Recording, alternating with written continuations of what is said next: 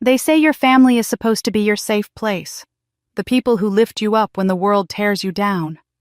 But as I stood in that ballroom surrounded by 200 guests in designer gowns and tailored suits, watching my father grab the microphone at my sister's wedding reception, I realized my family had been sharpening their knives for years. "Charlotte," my father's voice boomed through the speakers, that fake smile plastered across his face. "It's time we talk about the elephant in the room." The champagne glasses stopped clinking. The string quartet went silent. Every eye in that Vermont estate turned to me. "You've played CEO long enough," he said, his smile turning cruel. "Step down from our company, or get out of this family." My mother stood beside him, nodding. My sister, the beautiful bride, tried to hide her smirk behind her bouquet. Her new husband watched me with cold, calculating eyes. They wanted me humiliated, broken, begging. Instead, I set down my wine glass, straightened my spine, and walked toward the exit with my head held high. That's when something incredible happened. 10 people stood up. 10 of the most powerful shareholders in the room, people my family thought they controlled, followed me out into the night. What my parents didn't know, I'd been preparing for this moment my entire life. And the secrets I was about to uncover would destroy everything they'd built on lies. This is the story of how I lost my family at a wedding and gained an empire. This is the story of how they tried to bury me, not knowing I was a seed. Stick with me, because when the truth comes out, even they will kneel. My name is Charlotte Hayes. I'm 37 years old, and for the past 5 years I've been the CEO of Hayes Manufacturing, a company my grandmother built from nothing and entrusted to me before she passed. Most people see the title and think I have it all figured out. The truth is, I've spent most of my life trying to figure out where I belong. That question became painfully clear the moment I stepped into my sister's wedding reception. The November air in Vermont carried that crisp bite that makes your cheeks flush and your breath visible. Grace's wedding venue was everything she'd ever dreamed of: a restored 19th century estate with floor-to-ceiling windows overlooking snow-dusted mountains, crystal chandeliers that caught the afternoon light like frozen stars, and enough white roses to perfume the entire valley. 200 guests filled the grand ballroom, their laughter and champagne toasts echoing off the vaulted ceilings. Everyone looked like they'd stepped out of a magazine spread about old money and New England elegance. I'd chosen my outfit carefully that morning. A tailored navy dress that was sophisticated without being flashy pearl earrings that had belonged to my grandmother, and low heels because I'd learned long ago that towering over people made them uncomfortable. I wanted to blend in, to be invisible, to get through this day without incident. But the moment I walked through those mahogany doors, I felt it, that familiar sensation of being watched, judged, found wanting. The whispers started almost immediately. I caught fragments as I moved through the crowd, pretending to admire the elaborate floral arrangements. 2 women in their 60s, their faces tight from too much Botox, leaned close to each other near the champagne fountain. "That's the older sister," one murmured, not bothering to lower her voice much. 37 and still unmarried. Can you imagine all that money and power but no husband, no children? What a waste. Her companion nodded sympathetically. "I heard she practically lives at that company. Probably why no man wants her. Who needs a wife who acts like a CEO?" They laughed, that knowing laugh that women use when they think they've identified another woman's fatal flaw. I kept my face neutral and moved on my fingers, tightening around the stem of my untouched champagne glass. Near the gift table, a cluster of my father's business associates stood smoking cigars despite the no-smoking signs. One of them, a red-faced man named Douglas who'd tried to buy out Hayes Manufacturing twice, spotted me and elbowed his companion. "That's Richard's eldest," he said loud enough for me to hear. "The one running the company. Shame, really. Company should have stayed in the family, the real family, if you know what I mean." His friend grunted agreement. "Heard Richard's not happy about it. Grandmother went around him, left everything to the girl. Caused quite a rift." I wanted to turn around and tell them that I'd tripled the company's revenue in 5 years, that I'd saved 300 jobs when everyone said we should outsource, that my grandmother chose me because she trusted me. But I'd learned that defending yourself to people who've already made up their minds is like trying to bail out a sinking ship with a teaspoon. Pointless and exhausting. Instead, I looked for my parents. They stood near the wedding party table, my mother in a champagne-colored gown that probably cost more than most people's cars, my father in a tuxedo that strained slightly at the waist. They were surrounded by guests holding court like visiting royalty. Every few seconds, someone would approach to congratulate them on Grace's marriage, and they would beam with pride, gesturing toward my sister, who looked absolutely radiant in her lace wedding gown. I watched as my mother grasped the hand of an elderly woman I recognized as a major donor to the local arts council. "Grace has always been our pride and joy," my mother said, her voice carrying across the room. "So talented, so beautiful, and now married to such a wonderful man. We couldn't be happier." The elderly woman smiled. "And your other daughter, Charlotte, isn't it? I heard she's quite successful in business." My mother's smile didn't waver, but something cold flickered in her eyes. "Yes, Charlotte's quite busy with work," she said, the words clipped and dismissive. "She doesn't have much time for family these days. Shall we introduce you to the bride?" Just like that, I was erased, redirected away from. Not worth discussing. I'd experienced this my entire life, this casual dismissal, this sense that I was somehow defective compared to Grace. My sister was 3 years younger, blonde, where I was brunette, effortlessly social, where I was quiet and observant. She'd been a cheerleader, homecoming queen, the girl everyone wanted to be friends with. I'd been the serious one, the bookish one, the one who spent Saturday nights studying instead of partying. Our parents never said outright that they preferred her, but they didn't have to. It was in every family dinner where they asked about her day, but not mine. Every photo on the mantle where she was centered and I was cropped at the edge, every introduction where she was our daughter and I was just Charlotte. I moved through the reception like a ghost at my own family's celebration. No one approached me to chat. My parents didn't call me over to their circle. Grace was too busy with her new husband and her bridesmaids to acknowledge my presence. I found myself standing alone by one of the tall windows looking out at the mountains and wondering why I'd bothered to come at all. That's when I noticed him watching me. Grace's new husband, Marcus Thornton, stood near the wedding cake surrounded by groomsmen, but his eyes were fixed on me. There was something calculating in his gaze, something that made my skin prickle with unease. He wasn't looking at me the way men usually looked at women at weddings, with polite interest or mild attraction. He was studying me the way you'd study a chess opponent, measuring, analyzing, planning his next move. I'd only met him twice before today. Once at the engagement party 6 months ago, where he'd asked surprisingly detailed questions about Hayes Manufacturing's quarterly earnings, and once at a family dinner where he'd spent most of the meal scrolling through his phone.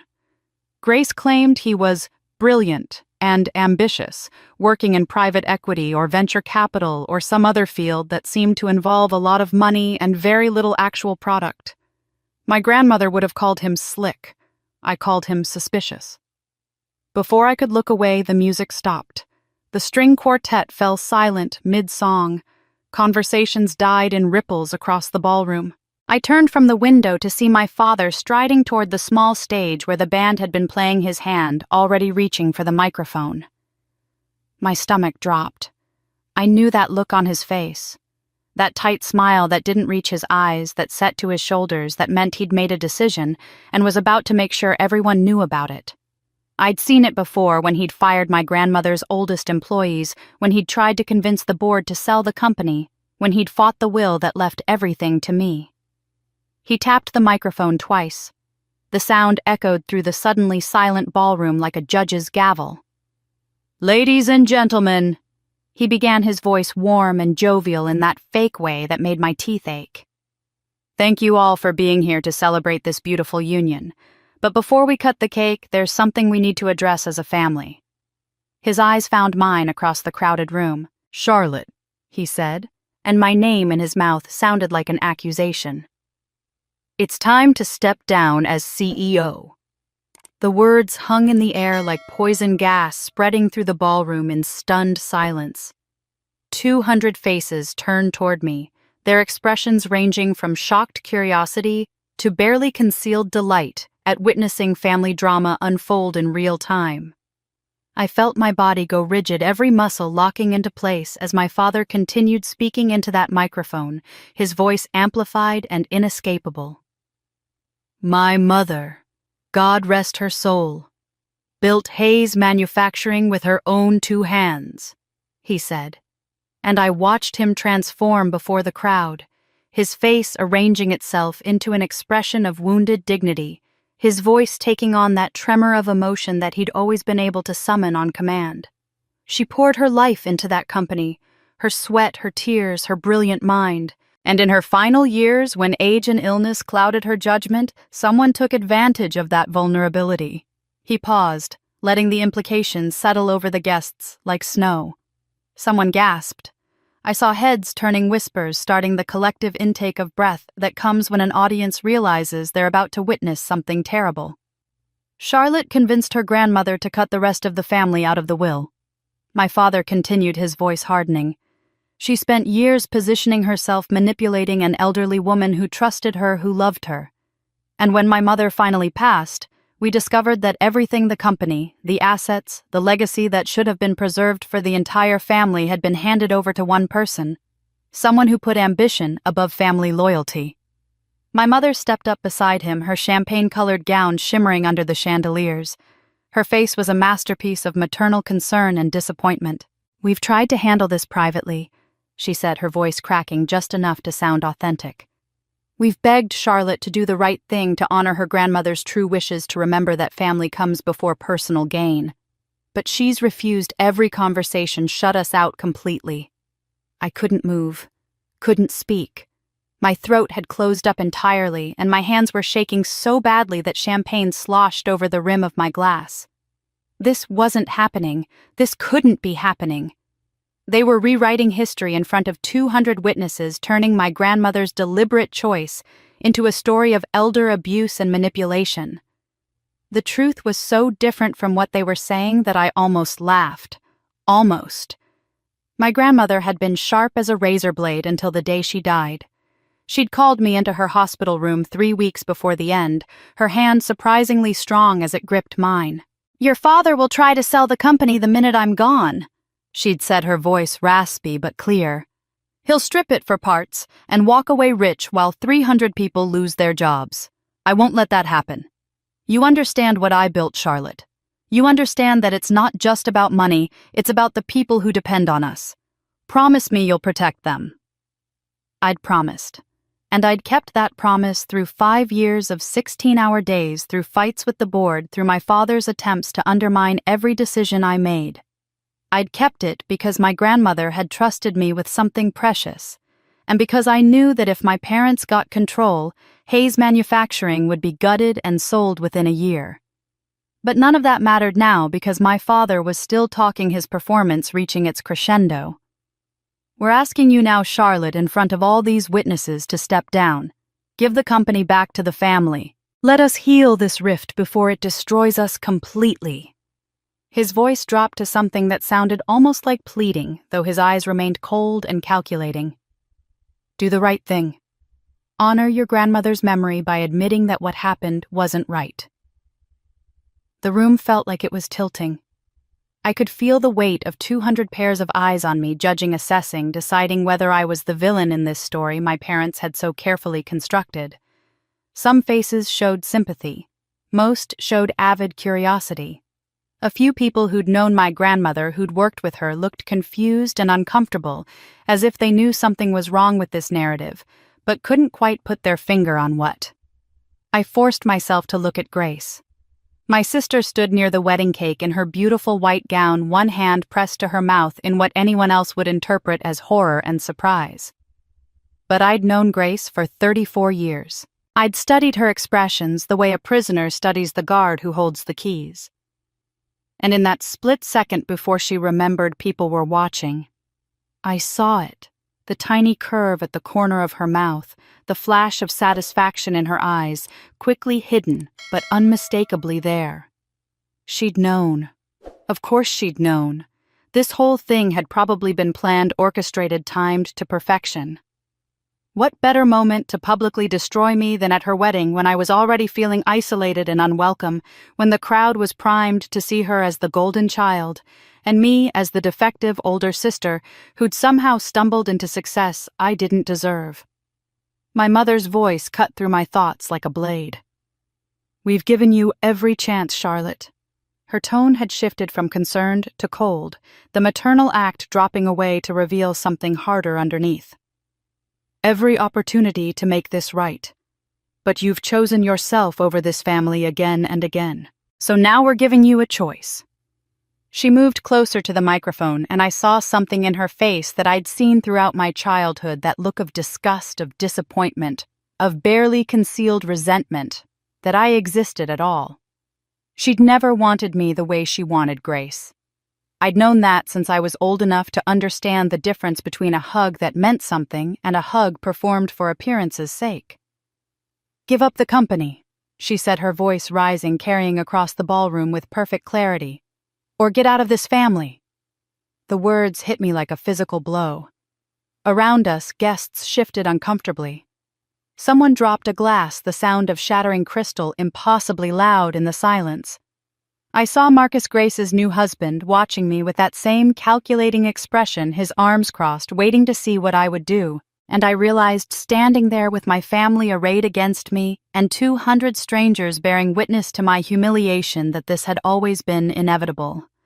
They'd been waiting for this moment, planning for it, sharpening their knives in the dark. The only question was whether I would give them the satisfaction of seeing me break. I set my champagne glass down on the nearest table, with a hand that had stopped shaking. The tears that had threatened to fall dried up, burned away by something colder and harder crystallizing in my chest. I met my father's eyes across the ballroom, then my mother's, then finally Grace's. And I smiled. The smile felt foreign on my face, like a mask I'd forgotten how to wear, but I held it there as I straightened my spine vertebra by vertebra until I stood at my full height. Something had shifted inside me in those few seconds of silence, something fundamental and irreversible. They wanted me to crumble, to beg, to make a scene that would confirm every whispered judgment about the unmarried career woman who didn't know her place. Instead, I felt a strange calm settle over me, like snow, cold and clean and clarifying. I didn't say a word. There was nothing to say to people who had already decided who I was, who had weaponized a family celebration to destroy me in front of an audience. Words would only give them more ammunition, more opportunities to twist my defense into evidence of guilt. So I simply turned toward the exit, my heels clicking against the marble floor with a rhythm that sounded unnaturally loud in the stunned silence. The crowd parted for me like water around a stone. I kept my eyes forward, my chin level, my pace unhurried and deliberate. Every instinct screamed at me to run, to get out of that ballroom as fast as possible, but I refused to give them that satisfaction. I would walk out with the same dignity I'd walked in with, even if it killed me. I was halfway to the door when I heard the first chair scrape against the floor. I didn't turn to look, didn't break my stride, but I was aware of movement behind me, the rustle of expensive fabric and the shuffle of footsteps. Then another chair, and another. The sound rippled through the ballroom like dominoes falling, and suddenly the silence was filled with the unmistakable noise of people standing up, gathering their things, preparing to leave. Only when I reached the massive double doors did I allow myself to glance back. 10 people were following me. 10 faces I recognized instantly, though I hadn't seen some of them in months. Margaret Chen, who'd been my grandmother's first investor 40 years ago, and still held 8% of company shares. Robert Fitzgerald, whose father had worked on the factory floor, and who'd built his own fortune in manufacturing equipment. Dorothy Wallace, the retired banker who'd helped my grandmother secure her first major loan when no one else would give a woman in business the time of day. James Park, Susan Rothstein, Daniel Cohen, Patricia Morrison, Arthur Hughes, Elena Rodriguez, and Thomas Brennan. They were all in their 60s and 70s. These men and women who'd known my grandmother not as the mythical founder my parents invoked to justify their greed, but as a real person. A woman who'd fought and struggled and built something meaningful when the world told her she couldn't. They'd been at board meetings where I'd presented quarterly reports at company anniversaries, where I'd honored long-serving employees at strategy sessions where I'd argued for reinvestment over dividends because sustainable growth mattered more than quick profits. They'd watched me work for 5 years and now they were voting with their feet. Margaret reached me first, her silver hair perfectly coiffed, her expression unreadable but her eyes sharp and knowing. She didn't say anything, just placed a hand briefly on my arm in a gesture of solidarity that made my throat tighten. The others formed a loose group around me, and together we walked through those doors and out into the November cold. Behind us, I could hear the ballroom erupting in chaos. Voices rose in confusion and excitement, that particular buzz of scandal that comes when people realize they've witnessed something they'll be talking about for years. Someone was shouting, "Maybe my father," but I couldn't make out the words and didn't care to. We reached the circular driveway where valets were scrambling to figure out what was happening, their faces confused as a group of elderly guests materialized, demanding their cars immediately. The cold air bit at my exposed skin, but I welcomed it, needed it to keep me focused and present instead of spiraling into shock. Thomas Brennan, who'd served on the board for 15 years and rarely spoke unless he had something important to say, moved closer to me. His voice was low, meant only for the small group clustered in the driveway, but in the crisp November air, every word carried with perfect clarity. "We stand with competence, not loyalty," he said, and there was steel underneath the quiet words. "Your grandmother knew exactly what she was doing when she chose you, Charlotte. Some of us have been waiting for your parents to show their true colors. Didn't expect it to happen at a wedding, but then again, desperation makes people careless." Dorothy nodded sharply. "That display in there was disgraceful. Absolutely disgraceful. I've known your family for 30 years, and what they just did to you in front of all those people." She shook her head, her lips pressed into a thin line of disapproval. "The company's doing better under your leadership than it ever did under your grandfather," Robert added. "The numbers don't lie, even if people do. We've all seen the financial reports. We know what you've accomplished." I wanted to thank them, to tell them what their presence meant, how they'd just saved me from complete humiliation by transforming my lonely exit into something that looked like a statement of power rather than defeat. But my voice wouldn't work properly, and I was afraid if I tried to speak, I'd start crying and undo all the careful composure I'd maintained. A young valet ran up with Margaret's keys, clearly flustered. Other cars were being brought around now, the elderly shareholders beginning to disperse to their vehicles. I stood there in my navy dress with no coat, shivering slightly, trying to remember where I'd parked my own car and whether I was even capable of driving right now. That's when I heard it carried on the wind from the open ballroom doors. My mother's voice, shrill and furious, cutting through the evening air with the same tone she'd used throughout my childhood whenever I'd disappointed her, which was often. "You'll regret this, Charlotte, just like always." The words hit their mark, finding the soft places inside me that still, even after everything, wanted my mother's approval. Just like always. As if every choice I'd made in my life had been wrong, as if my very existence was something to regret. I felt the old familiar shame trying to rise up, that childhood certainty that somehow I was fundamentally defective, that I deserved the coldness and criticism because there was something wrong with me at my core. But then Margaret's hand found mine and squeezed it firm and warm, and I realized something. I didn't have to regret anything anymore. I drove for 2 hours before I realized I'd missed my exit. The highway stretched before me like a black ribbon through white wilderness snowflakes, catching in my headlights and disappearing into darkness. My hands gripped the steering wheel with mechanical precision, but my mind felt oddly detached, floating somewhere above my body and observing from a distance. The adrenaline that had carried me through the confrontation had drained away completely, leaving me hollow and exhausted in a way that went deeper than physical tiredness. The silence inside the car was absolute. I'd turned off the radio an hour ago when a cheerful pop song had felt obscene against the wreckage of the evening. Now there was only the hum of the engine, the whisper of tires on snowy asphalt, and my own breathing. I should have felt devastated. Should have been crying, replaying every moment of that public humiliation, wondering what I could have said or done differently. Instead, I felt strangely numb, as if some protective part of my brain had shut down all the circuits that processed emotion to keep me functional enough to get home safely. When I finally pulled into my driveway in Boston, it was past midnight. My townhouse looked dark and unwelcoming, a narrow brick building in Beacon Hill that I'd bought 3 years ago because it was close to the office and because living alone meant I didn't have to explain my work hours to anyone. I sat in the car for a long time after turning off the engine, watching snow accumulate on the windshield and feeling the warmth slowly leach out of the interior. A memory surfaced unbidden, sharp and clear, as if it had happened yesterday instead of 25 years ago. I was 12, sitting at the kitchen table doing algebra homework while my father read the newspaper.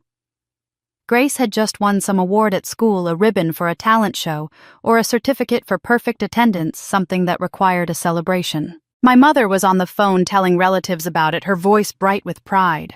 I'd just gotten my report card that day, 2 straight A's, including advanced placement math, but it sat untouched on the counter where I'd left it. My father had looked up from his paper and studied me with that expression I'd come to know so well, a mixture of disappointment and confusion, as if he couldn't quite figure out how he'd ended up with a daughter like me. "You're too serious, Charlotte," he'd said finally. "Too cold. You'll never attract a husband with that attitude." Then he'd gone back to his newspaper while I stared at my algebra equations and tried to figure out what I'd done wrong. Another memory, this one from high school. Grace crying in the living room because a boy had broken up with her, my parents flanking her on the couch, offering comfort and tissues and promises that he wasn't good enough for her anyway. I'd come home that same day having won a statewide science competition, the trophy heavy in my backpack. I'd stood in the doorway watching them console Grace, waiting for someone to notice me to ask about my day. My mother had finally looked up and said, "Charlotte, can't you see we're dealing with something important? Go to your room." I'd gone. I always went. The memories kept coming as I finally forced myself out of the car and into the house, each one a small cut that had seemed insignificant at the time, but had accumulated over decades into a deep wound I'd learned to ignore. My father calling me difficult when I questioned his decisions. My mother sighing and saying she didn't know where I got my stubbornness from, as if it were a character flaw rather than the backbone that had built a successful career. Both of them lighting up when Grace entered a room and dimming imperceptibly when I did the same. I dropped my purse on the hallway table and walked upstairs to my bedroom, my body moving on autopilot. In the bathroom, I stared at my reflection under the harsh vanity lights. My makeup had held up surprisingly well considering everything, though my eyes looked tired and there was a tightness around my mouth that hadn't been there this morning. I looked like my grandmother, I realized. The same strong jaw, the same direct gaze, the same refusal to apologize for taking up space in the world. "Never again," I said to my reflection, and my voice sounded strange in the empty house, too loud and too certain. Never again. I didn't know exactly what I meant by that, what promises I was making to myself in that moment, but the words felt important. A line being drawn, a decision being made even if I couldn't yet see all its implications. I went to bed still wearing my navy dress, too exhausted to change, and fell into a sleep so deep it felt like drowning. The next 3 days felt like years. I didn't go to the office, didn't answer my phone except to text my assistant that I was taking personal time and would handle everything remotely. I lived in sweatpants and my grandmother's old cardigan, the one that still smelled faintly of her perfume, and I worked from my kitchen table reviewing financial reports and strategic plans with a focus that bordered on obsessive. If I kept my mind occupied with numbers and projections and quarterly forecasts, I didn't have to think about what had happened, didn't have to process the betrayal or the humiliation or the terrible freedom of finally seeing my family clearly. On the 3rd morning, my phone rang. I almost didn't answer, had developed a habit of letting everything go to voicemail, but the name on the screen made me pick up. Gerald Morrison, the company's lead counsel and one of the few people I trusted completely. "Charlotte," he said, and something in his voice made my stomach drop. "We have a problem. Emergency board meeting scheduled in 72 hours. Someone filmed what happened at the wedding and it's gone viral. We need to talk about damage control right now." The video had been viewed 3 million times in 72 hours. Gerald sent me the link with a warning I didn't heed, and I watched it 4 times in succession, unable to look away from the nightmare of seeing myself from the outside. Someone had filmed the entire confrontation from the back of the ballroom, the angle capturing everything with devastating clarity. My father's performance at the microphone, my mother's theatrical accusation, my frozen silence that could be interpreted as guilt or shock depending on who was watching. The comments section was a battlefield, thousands of strangers debating whether I was a manipulative thief or a victim of family cruelty with about equal numbers on each side. But what the video also captured in sharp detail that made my chest tighten with gratitude I hadn't fully processed yet was the exodus. 10 elderly shareholders rising from their seats with deliberate dignity and following me out. The camera had even caught Thomas Brennan's words, that quiet declaration about competence versus loyalty, and apparently that particular soundbite had become its own viral moment with business school professors and corporate analysts weighing in on what it meant for family-owned companies. The boardroom felt different on the morning of the emergency meeting. I'd been in this space hundreds of times over the past 5 years. Knew every detail of the mahogany paneling and the view of Boston Harbor through floor-to-ceiling windows, but today it felt charged with an energy I'd never experienced before. 12 board members sat around the long table, their faces carefully neutral, while my father occupied what had been his customary seat at the head, with an expression of barely controlled rage. Gerald stood at the front of the room with a stack of documents and the calm demeanor of a man who'd spent 40 years navigating corporate law. "Ladies and gentlemen, thank you for convening on such short notice. The purpose of this emergency session is to address conduct that may constitute a violation of our corporate governance standards." My father's face went red. "This is ridiculous. I'm the chairman of this board and I'm being ambushed by my own legal counsel over a private family matter." "With respect, Mr. Hayes, the matter became public when you chose to address it before 200 witnesses, and it was subsequently broadcast to millions online." Gerald's voice remained professionally detached. "Several board members have expressed concern about potential violations of Section 8.3 of our bylaws, which specifically addresses conduct unbecoming of leadership. The board has the authority and the obligation to investigate such concerns." Margaret Chen, who'd been silent until now, leaned forward. "Richard, what you did at that wedding was not only cruel, it was strategically incompetent. You've damaged this company's reputation and called into question the succession planning that your own mother put in place. If you had concerns about the will, there were private legal channels available. Instead, you chose public humiliation. She manipulated my mother," my father said, jabbing a finger in my direction without looking at me. "She spent years poisoning her against the rest of the family, and everyone in this room knows it." "What I know," Dorothy Wallace said quietly, "is that your mother was the sharpest person I ever met right up until the day she died. She made her choice with full mental capacity, with legal counsel present, and with a clear understanding of what she was doing.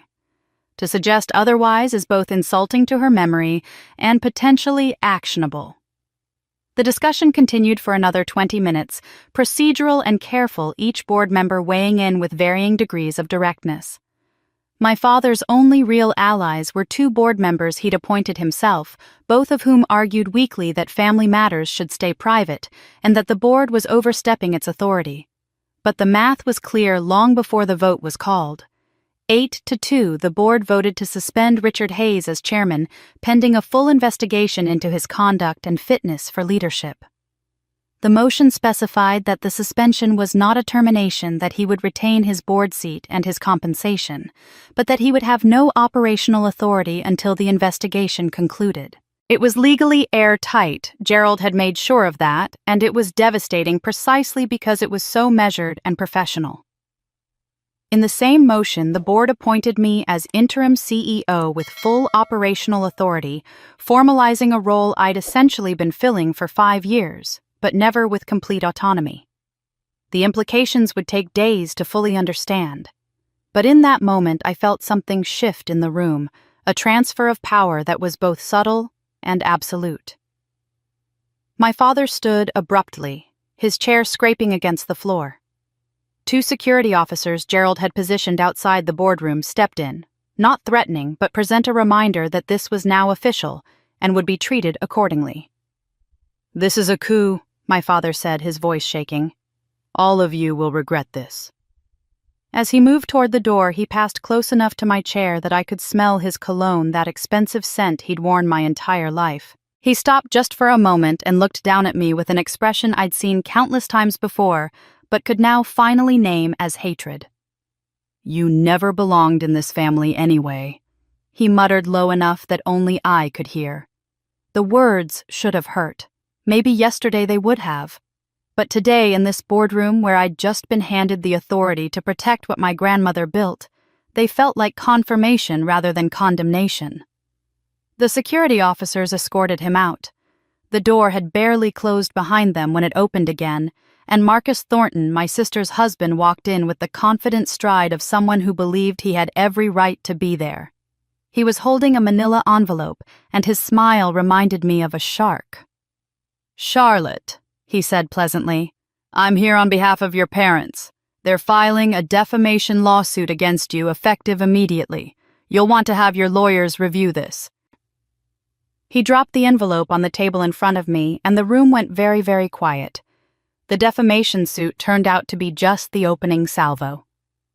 Within 2 weeks, my parents filed a second lawsuit, this one far more serious and strategically calculated. The complaint ran to 47 pages of legal language that boiled down to one central accusation: I had fraudulently obtained control of Hayes Manufacturing through undue influence over my grandmother during her final years. They were seeking to overturn the will entirely, reclaim all company assets, and remove me from any position of authority. The financial damages they claimed were staggering numbers with so many zeros that reading them made me dizzy. Gerald assembled a legal team that took over the small conference room adjacent to my office, turning it into a war room papered with depositions and financial records and timelines. I spent hours there going through every interaction I'd had with my grandmother in her final years. Every email and phone call and hospital visit, knowing that all of it would be scrutinized for evidence of manipulation. The irony was bitter. My grandmother and I had been genuinely close, had shared a way of thinking about business and ethics that my father never understood, and now that relationship was being weaponized against me as proof of wrongdoing. But as Gerald's team dug deeper into the company's financial history to prepare our defense, they started finding things that had nothing to do with my grandmother's will. Sarah Chen, a forensic accountant Gerald had brought in, knocked on my office door late one evening with a laptop and an expression of grim satisfaction. She pulled up a series of spreadsheets that meant nothing to me at first glance, columns of numbers and transaction codes that could have been in a foreign language. "These are internal fund transfers from the past 18 months, she explained, highlighting several rows in yellow. "Small amounts never enough to trigger automatic audits, but they add up. Someone's been moving money out of operational accounts into a subsidiary that doesn't appear to have any active business purpose." I leaned closer to the screen, trying to make sense of the pattern. "How much total?" "Just over $2 million. Sarah scrolled down to show more transactions. "But that's not the interesting part. Look at the timing. Every transfer happens within 48 hours of a board meeting where acquisition proposals were discussed." The implication settled over me slowly, then all at once. "Someone's been preparing for a sale." "Or a merger," Sarah said. "And there's something else.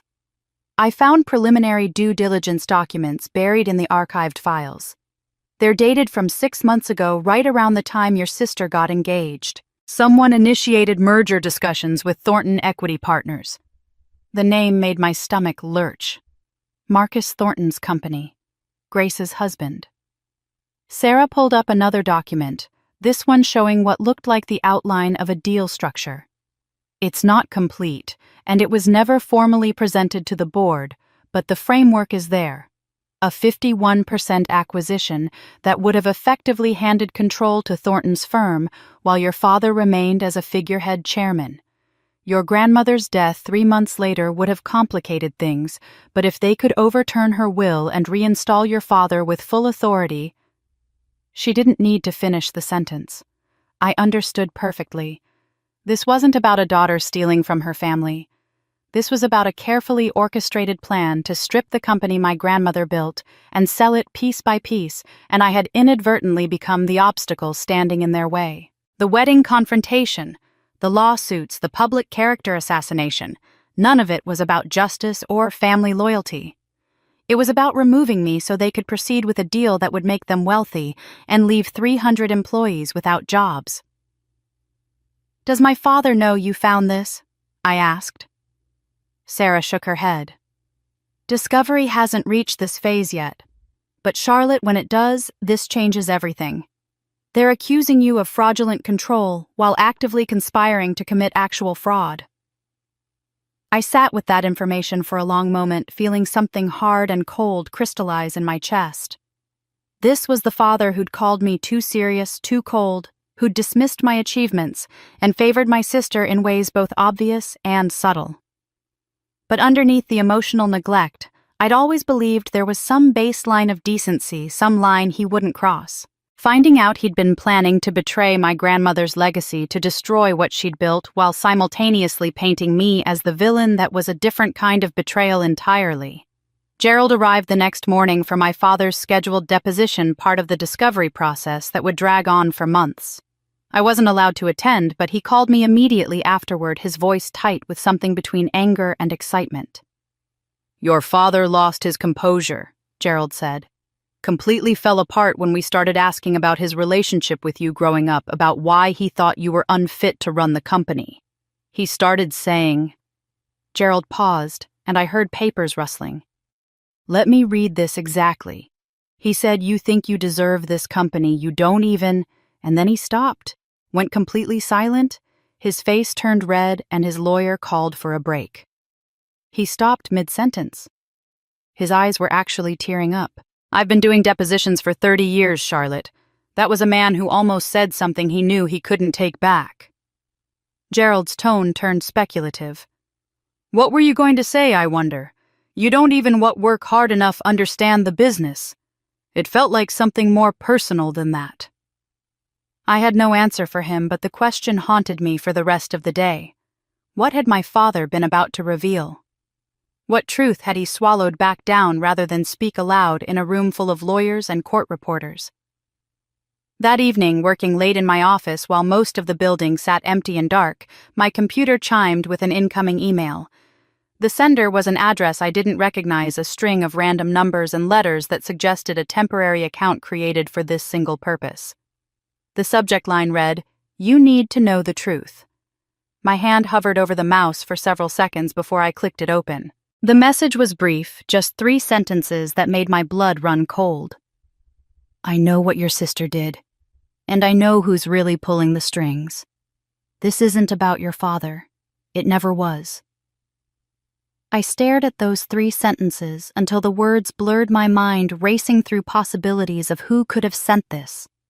The email address offered no clues, just a random string that could have been generated by any anonymous email service. I scrolled down and my breath caught. There were attachments.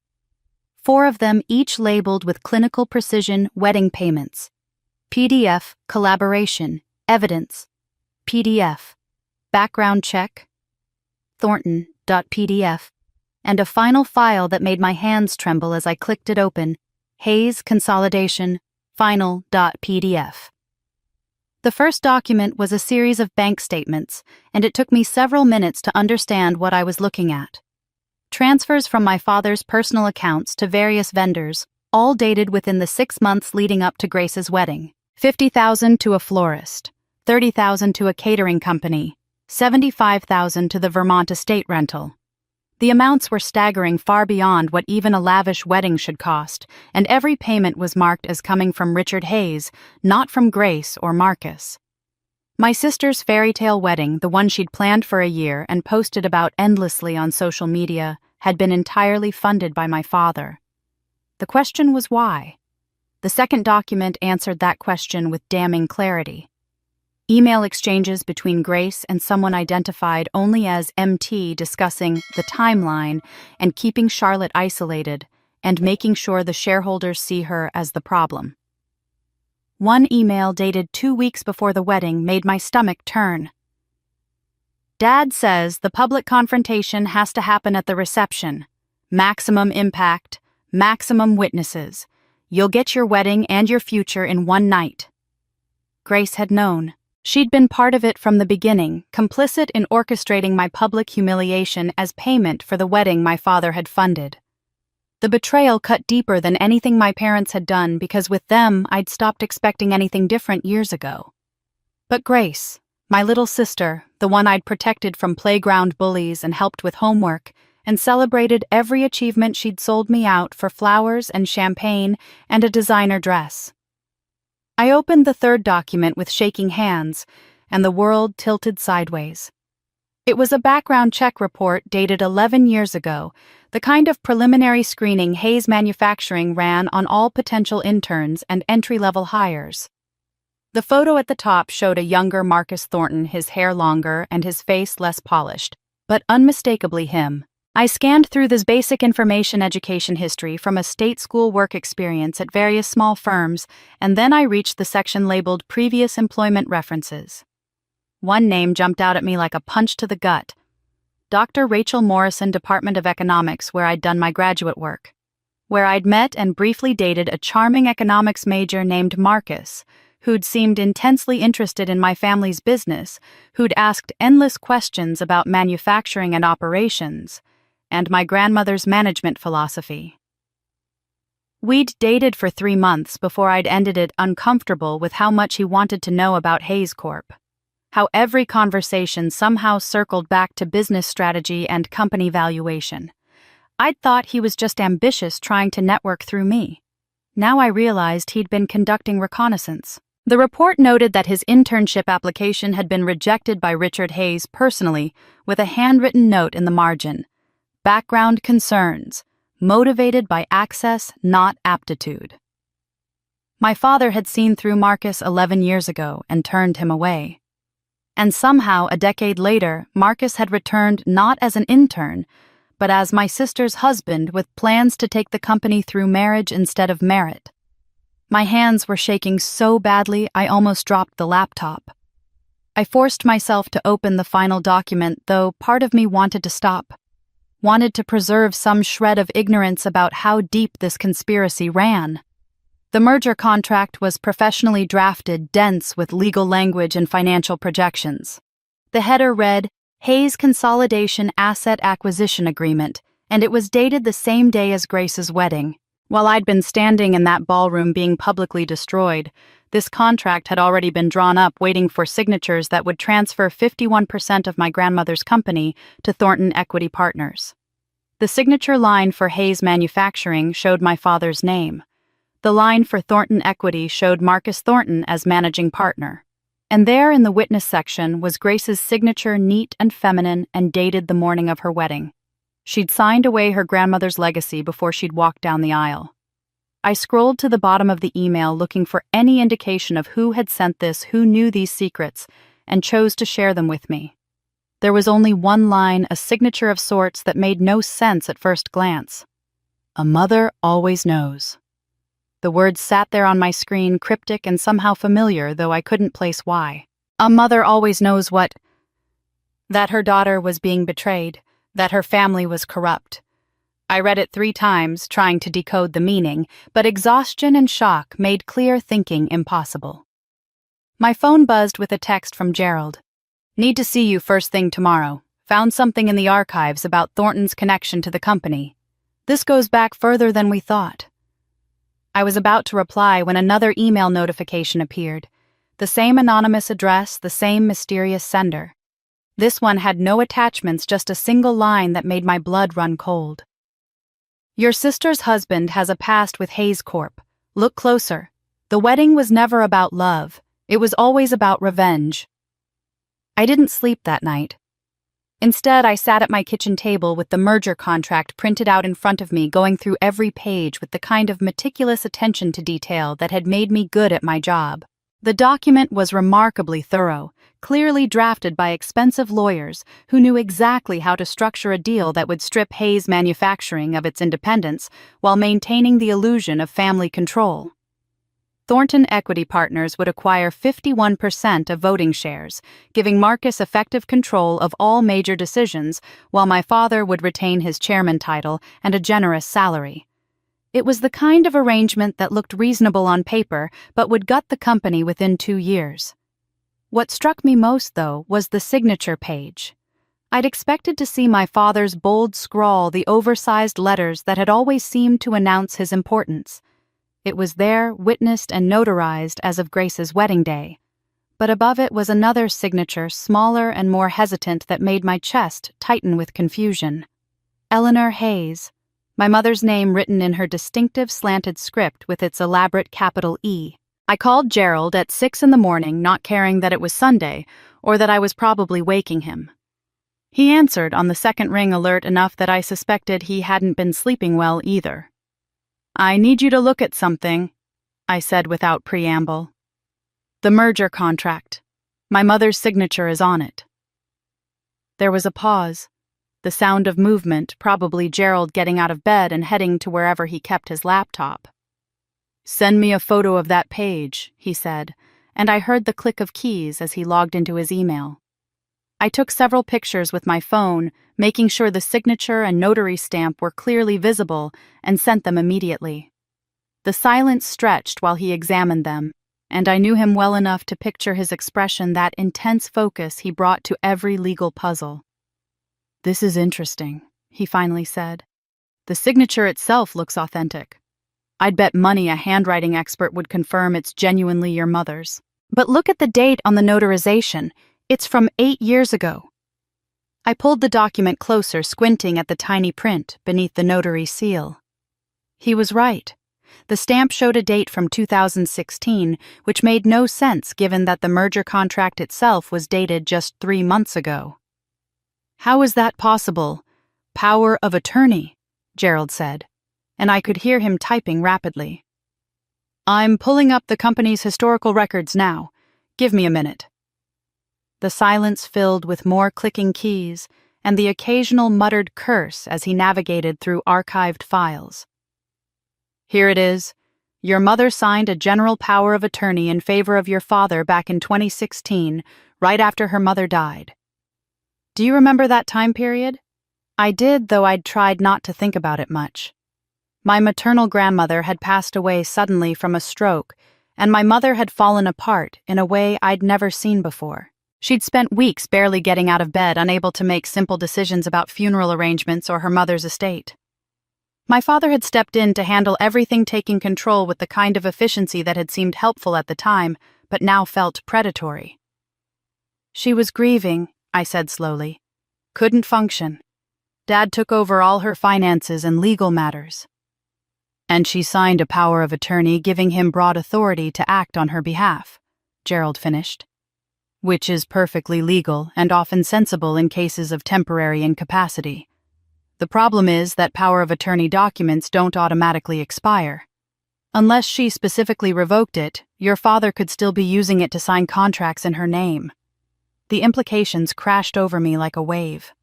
My father hadn't forged my mother's signature on the merger contract. He'd used a legal document she'd signed during the worst period of her life, when she was too broken by grief to understand what she was agreeing to, and he'd exploited it 8 years later to sell my grandmother's company. It was technically legal, which somehow made it worse. Forgery would have been criminal, actionable, something we could use to invalidate the entire deal. But this was just exploitation of trust, the kind of slow-motion betrayal that happened in families every day and rarely made it to court. "Can we fight this?" I asked, though I already knew the answer wouldn't be simple. Gerald was quiet for a moment, and when he spoke, his voice had that careful tone lawyers use when delivering bad news. "We can argue undue influence.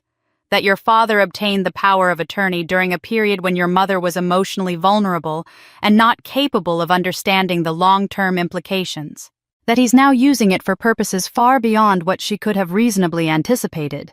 But Charlotte, to make that argument work, we would need your mother to testify. She'd have to admit she was manipulated, that she didn't understand what she was signing, that your father betrayed her trust. I thought about my mother standing beside my father at the wedding, nodding along as he destroyed me in front of 200 witnesses. Thought about her screaming at me to give up the company or get out of the family. Thought about 37 years of her choosing him over me, of her silent complicity in every slight and dismissal and casual cruelty. The idea that she would turn on him now that she would admit publicly to being manipulated seemed as likely as snow in July. "She'll never do it," I said flatly.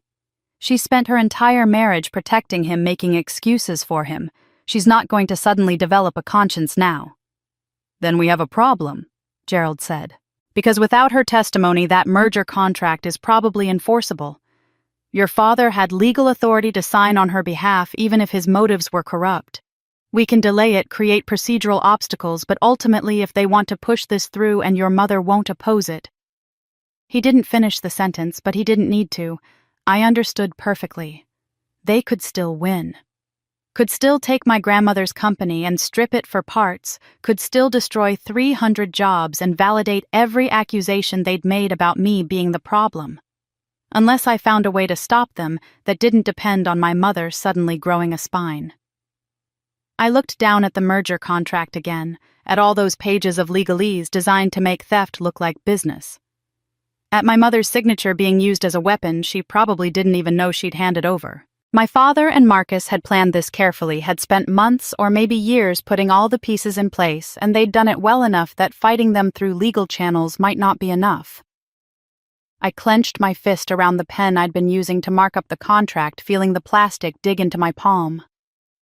"They wanted everything," I said, my voice low and hard. "My company, my reputation, my family name. They wanted to take it all and leave me with nothing." Gerald made a sound of agreement, waiting. "Now I'll take back more." A month into the battle, I stopped playing defense and started playing chess. The lawsuits were still grinding through the courts, my parents' lawyers filing motion after motion designed to drain our resources and patience, but I realized that legal victories alone wouldn't be enough. If I wanted to truly protect what my grandmother built, I needed to change the narrative entirely, to transform Hayes Manufacturing from a company mired in family scandal into something that stood for principles bigger than bloodline disputes. I called it the Clean Business Initiative, and I launched it on a Tuesday morning with a press conference that caught everyone off guard. Standing in front of our manufacturing facility with 300 employees behind me, I announced a comprehensive overhaul of our corporate governance structure. Every financial transaction over $10,000 would now require dual authorization and be published in quarterly transparency reports. We were implementing a whistleblower protection program that guaranteed anonymity and legal support for anyone who reported ethical violations. Executive compensation would be tied not just to profits, but to employee retention and community impact metrics. Most radically, I was restructuring the board to include 2 seats reserved for elected employee representatives. The business press called it either visionary or suicidal, depending on which publication you read. Our stock price jumped 4% in the first week as investors responded to the promise of increased oversight and long-term stability. My father's lawyers immediately claimed the restructuring was designed to dilute his influence and filed for an injunction, but the optics were terrible for them. How do you argue against transparency and ethics without looking like you have something to hide?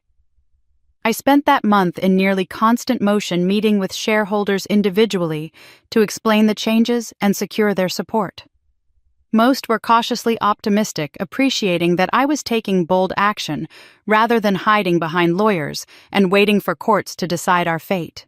But it was Margaret Chen who finally told me the truth I'd been avoiding during a lunch meeting at her club where old money spoke in quiet voices over perfectly prepared salmon.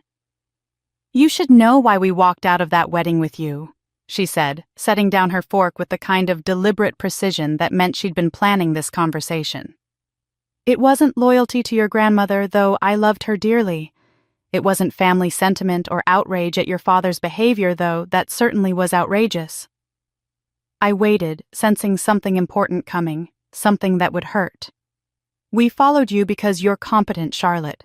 Because we'd watched you run this company for 5 years and seen the numbers improve quarter after quarter.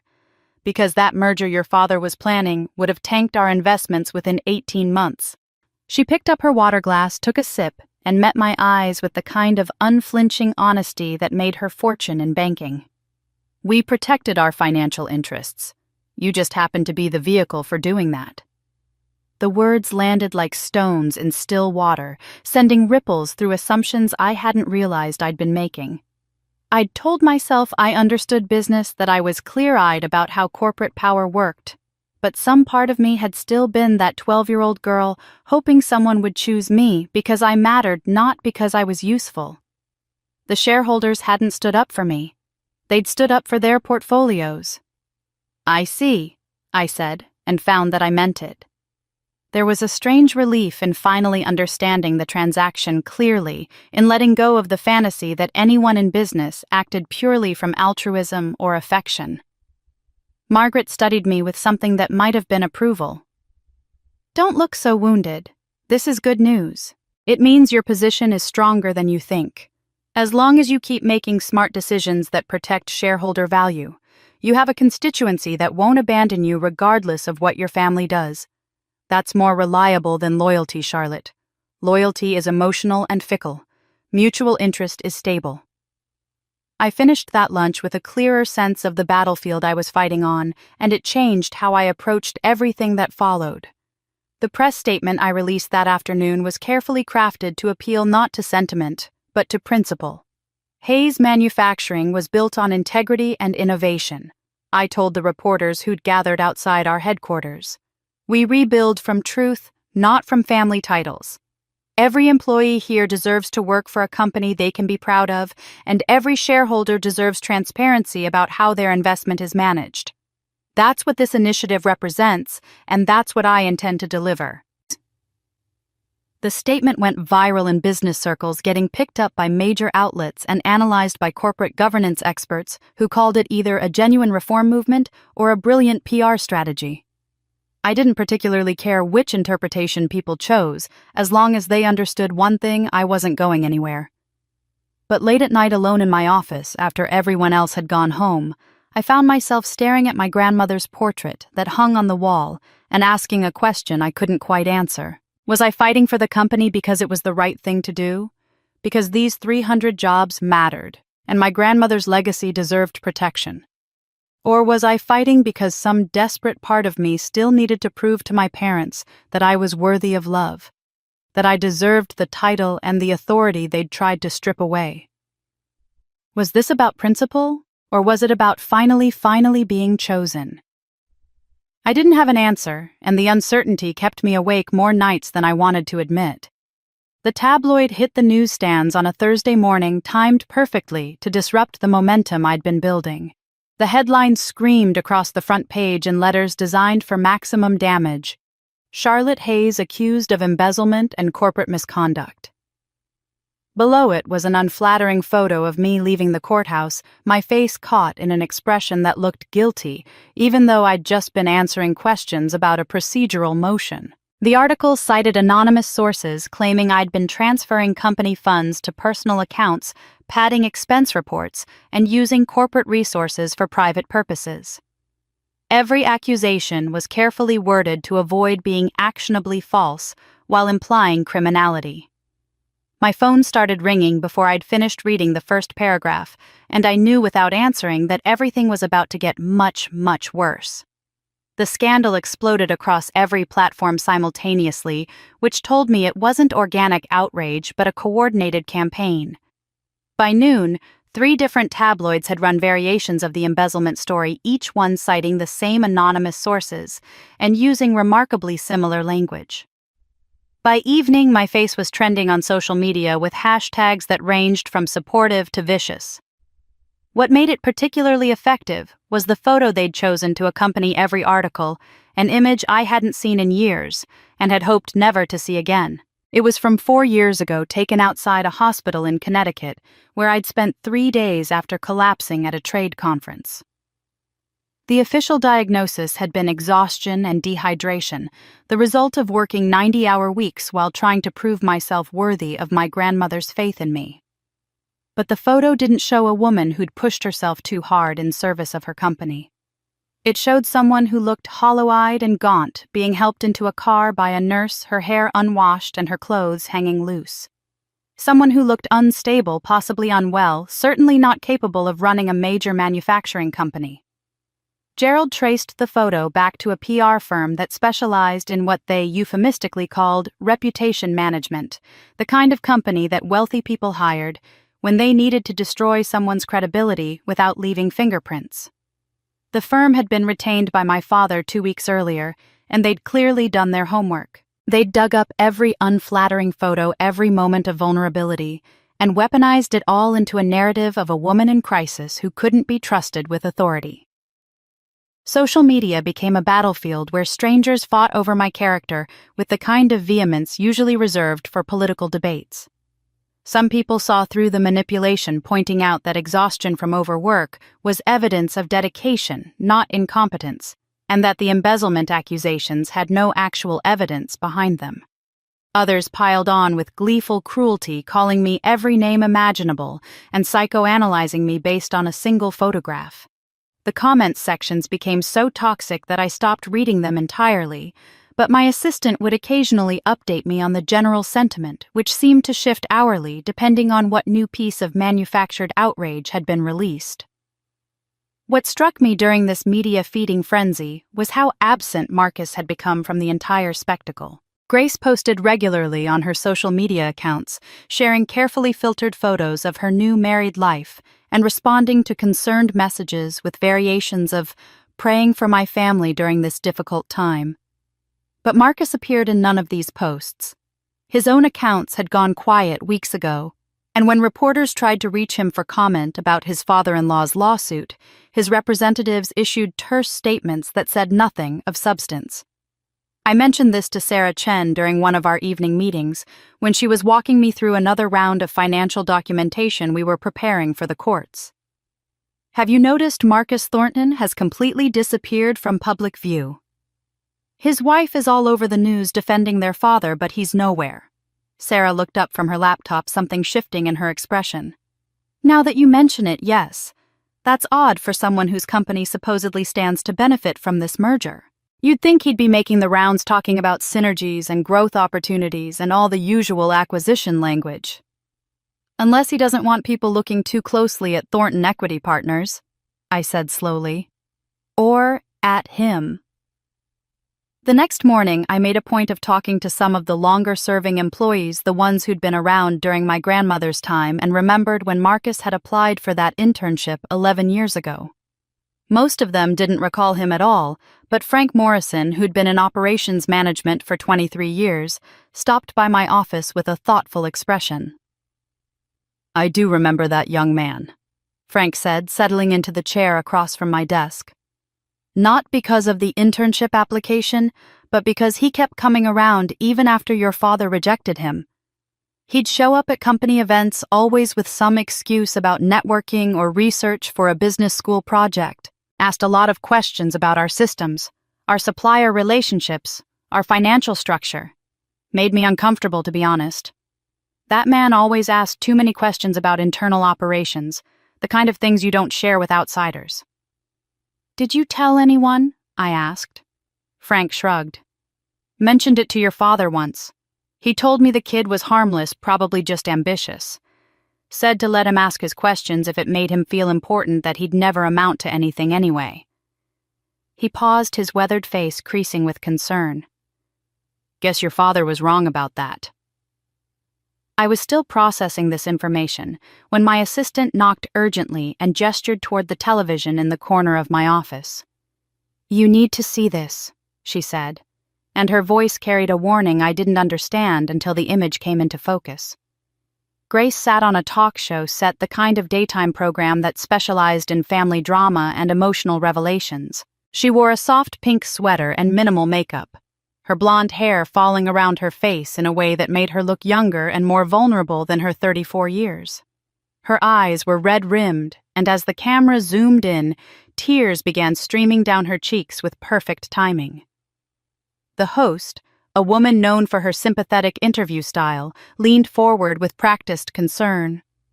"Grace, I know this must be incredibly difficult for you. Your sister Charlotte is facing serious accusations. What would you like to say to her?" Grace looked directly into the camera, and for a moment I saw something cold flash in her eyes before the tears took over again. "I just want my sister to get help," she said, her voice breaking on the last word. "I've watched her spiral for years, watched her become someone I don't recognize. The sister I knew would never have done the things she's being accused of. Please, Charlotte, if you're watching this, please get the help you need. We all love you, and we just want you to be okay." The host nodded sympathetically, and I watched frozen as my sister performed concern so convincingly that even I almost believed it. Almost. But I'd seen that flash in her eyes that microsecond before she remembered she was being filmed, and I knew exactly what this was. Not concern, not love, just another weapon in a war I hadn't realized I was fighting until it was almost too late. I watched Grace's interview 3 times before I turned off my phone, my laptop, every device that connected me to the outside world. I told Gerald I needed a week, told my assistant to cancel everything, and then I locked myself in my Beacon Hill townhouse like a prisoner choosing her own cell. The silence was overwhelming at first after months of constant noise and crisis and performance. Every creak of the old building made me jump. Every hour that passed without checking email or news alerts felt like falling. For the first 2 days, I barely moved from my bed. I'd pull myself up long enough to make coffee or force down some toast, then retreat back under the covers like a wounded animal seeking darkness. The exhaustion I'd been out running for months finally caught up with me, and I slept in fitful stretches, waking disoriented and unsure what day it was or whether any of this nightmare was real. On the 3rd day, I found myself drawn to the study where I'd stored my grandmother's personal effects after she died. I'd gone through most of it years ago, sorting documents for the lawyers and keeping a few meaningful items, but there was a wooden box I'd never fully explored filled with letters she'd written, but apparently never sent. I carried it to the window seat where afternoon light filtered through the old glass, distorting the view of the street below, and began reading. The letters spanned decades, some addressed to her husband who'd died when I was young, others to friends or business associates, a few to her children, including my father. Her handwriting evolved through the pages from the confident script of a young woman building an empire to the shakier lines of her final years, but her voice remained constant. Sharp, funny, brutally honest, in a way she'd rarely been out loud. One letter dated 15 years ago and addressed to no one in particular stopped me cold. "I spent 40 years building this company," she'd written. "It gave me purpose when women weren't supposed to have purpose beyond their families. It gave me identity and pride and the satisfaction of creating something that mattered. But it also imprisoned me in ways I'm only now beginning to understand. Every board meeting, every difficult decision, every midnight working on problems that seemed insurmountable at the time, I told myself it was worth it. And maybe it was. But darling Charlotte, if you're reading this someday, don't let the CEO title become your cage. Don't spend your life proving you deserve something that should never have been in question." I read those words over and over until they blurred and something cracked open inside my chest. How many nights had I worked until dawn, not because it was necessary, but because I needed to be beyond reproach? How many weekends had I sacrificed? How many relationships had I let wither, all in service of proving I was worthy of my grandmother's faith? The Clean Business Initiative, the transparency reforms, even my careful management of the company's finances. How much of it was about doing what was right, and how much was about never giving my parents ammunition to say I didn't belong? Another letter. This one from just months before she died was addressed to me directly, though she'd never given it to me. My dearest Charlotte, it began, and I had to set it down for a moment because seeing my name in her handwriting made grief surge up so powerfully I couldn't breathe. When I finally continued reading, the words hit me like a revelation I wasn't prepared for. I loved you more than I ever loved your father, because you were born from love, not duty. That probably sounds cryptic, and perhaps someday you'll understand what I mean. But know this, you are exactly who you were meant to be. Strong where others expected softness, principled where others chose expedience, brilliant in ways this world doesn't always value in women. Your father never understood you because he was always trying to make you into something you weren't. I understood you because I saw myself in you, the parts of myself I had to hide to survive in a man's world. Don't hide anymore, darling. The world needs women who refuse to apologize for their competence. I sat with those letters for hours as the light faded and the room grew dark around me. Born from love, not duty. The phrase echoed in my mind, strange and significant in a way I couldn't quite grasp but knew mattered. My grandmother had always been deliberate with words, never said anything she didn't mean. What had she been trying to tell me? On the 7th day of my self-imposed isolation, I finally looked at myself in the bathroom mirror with clear eyes. I looked terrible, my hair unwashed and tangled, dark circles under my eyes, but there was something different in my expression, something harder and more certain than had been there before. This ends when truth speaks, I said to my reflection, and the words felt like a promise. I turned on my phone for the first time in a week and watched it explode with notifications. Hundreds of missed calls, thousands of emails, texts from Gerald ranging from concerned to frantic. But one message stood out, a voicemail from a number I didn't recognize, left just that morning. Ms. Hayes, my name is Jennifer Wu, and I'm an investigative journalist with the Boston Globe. I've been following your story, and I think there's more here than what's being reported. I'd like to give you a chance to tell your side, not in sound bites or press releases, but in a real conversation about what's actually happening. No gotcha questions, no agenda except getting to the truth. Would you be willing to talk? I stood there in my silent house phone in hand and asked myself the question I'd been avoiding for weeks. Do I even want the CEO seat? I whispered into the empty room. Or am I just proving something to people who will never believe I'm enough? The answer didn't come immediately, but I knew where to find it. Not in the boardroom or the quarterly reports or the approval of shareholders who cared only about their returns. The answer was in those letters and my grandmother's words about cages and freedom and refusing to apologize. I called Jennifer Wu back before I could talk myself out of it. I'll tell you everything, I said when she answered. But only if you're ready to hear the whole truth, not just the parts that make a good headline. There was a pause then. That's exactly what I want. When can we meet? Jennifer Wu met me at a small studio the Globe rented for long-form interviews, the kind of intimate setting that felt more like a living room than a television set. 2 comfortable chairs angled toward each other, soft lighting that didn't feel harsh or interrogative, a simple backdrop that kept the focus on faces rather than production value. She was younger than I'd expected, maybe early 40s, with a directness in her gaze that told me she'd spent years getting people to trust her with their stories. We talked for nearly 2 hours, though only 40 minutes would air in the final piece. Jennifer didn't ambush me with hostile questions or try to catch me in contradictions. Instead, she asked me to explain what Hayes Manufacturing actually did, who worked there, what my grandmother had envisioned when she started the company.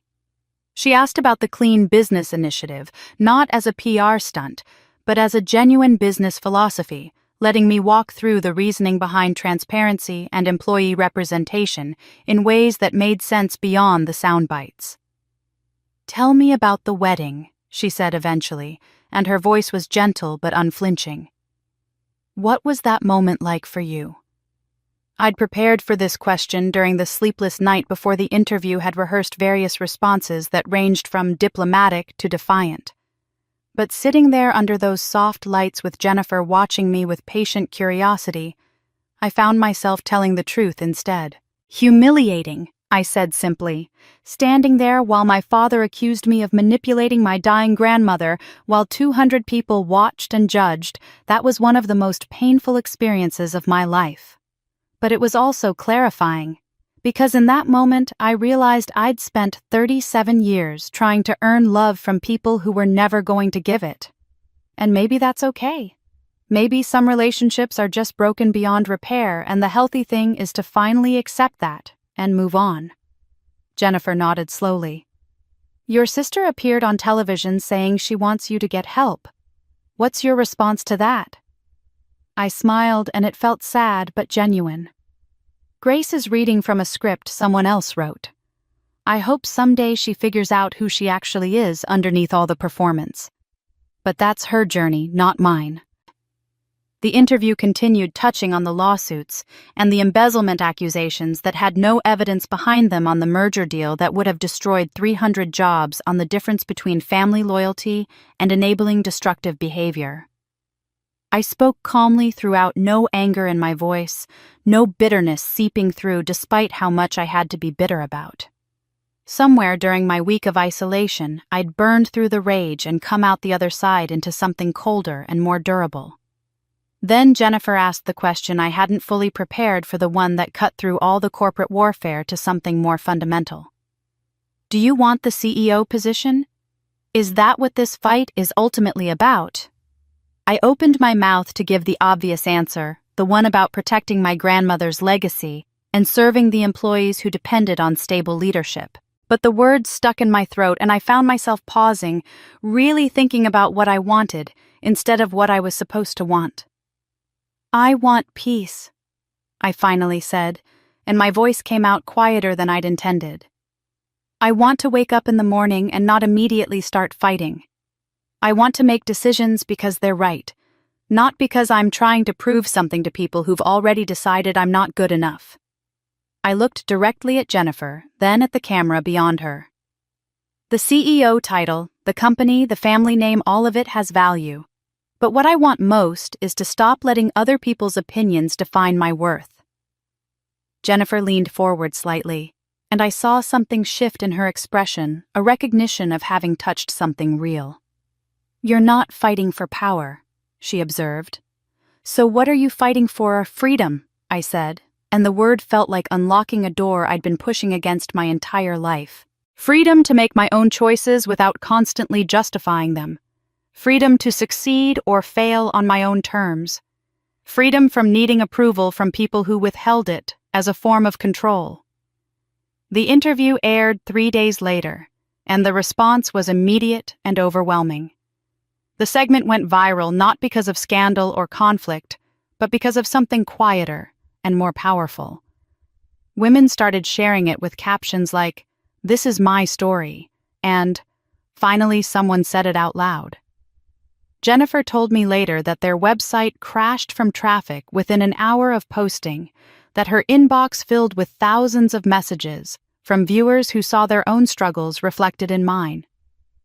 The demographic that responded most strongly was women over 55, many of them writing to say they'd spent decades trying to earn love from families who used approval as currency, who'd sacrificed their own dreams to meet expectations that kept shifting to ensure they'd never quite measure up.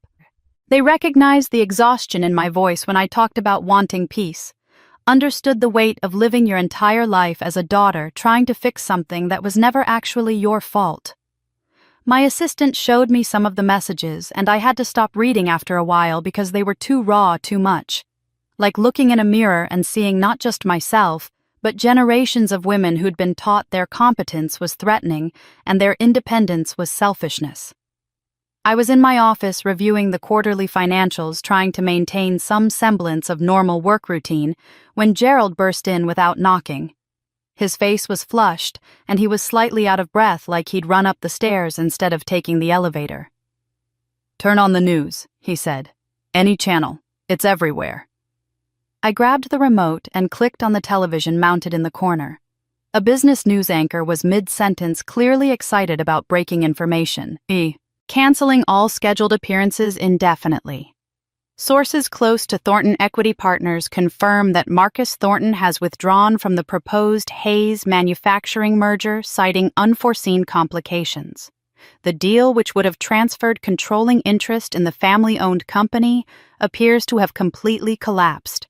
We're also hearing reports that Grace Hayes Thornton's planned honeymoon to the Maldives has been indefinitely postponed, though representatives for the couple have not responded to requests for comment.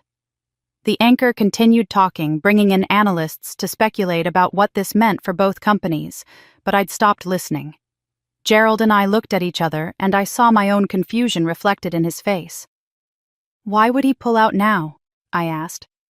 "After everything they've invested in this fight." Gerald shook his head slowly. "I don't know. But Charlotte, when deals collapse this suddenly, it's usually because someone found something bad enough to make walking away look better than moving forward." The full story emerged over the next 48 hours in pieces, like watching a building collapse in slow motion. Thornton Equity Partners issued a terse press release citing irreconcilable differences in corporate vision and strategic direction as the reason for withdrawing from the merger, but financial journalists weren't buying the corporate speak. They started digging, and what they found painted a damning picture of a deal that had been built on quicksand from the beginning. It turned out that several of Thornton's major investors had been watching the Hayes manufacturing drama unfold with increasing concern. The viral wedding video, the lawsuits, the embezzlement accusations that fell apart under scrutiny, and finally my interview discussing transparency and ethical business practices had created a narrative problem Marcus couldn't overcome. His investors didn't want to be associated with what looked increasingly like a hostile takeover dressed up as a family dispute, especially when public sentiment was shifting in my direction. 3 of his largest backers quietly withdrew their capital commitments, and without their funding, the merger math simply didn't work anymore. But the real blow came from an unexpected source. A financial analyst named Rebecca Torres published a detailed breakdown of the proposed merger terms on a respected industry blog, and her conclusions were devastating. She'd somehow obtained preliminary documents probably leaked by someone at Thornton's firm who'd grown uncomfortable with the deal, and her analysis showed exactly what Sarah Chen had suspected months ago. The merger wasn't designed to grow Hayes Manufacturing or create synergies or any of the usual acquisition justifications. It was structured to extract maximum value in the short term through asset sales and cost-cutting, leaving behind a hollowed-out shell that would likely fail within 3 years. Hayes Corporation's original structure under Charlotte Hayes was actually more stable and more profitable than the post-merger projections, Rebecca wrote in her analysis.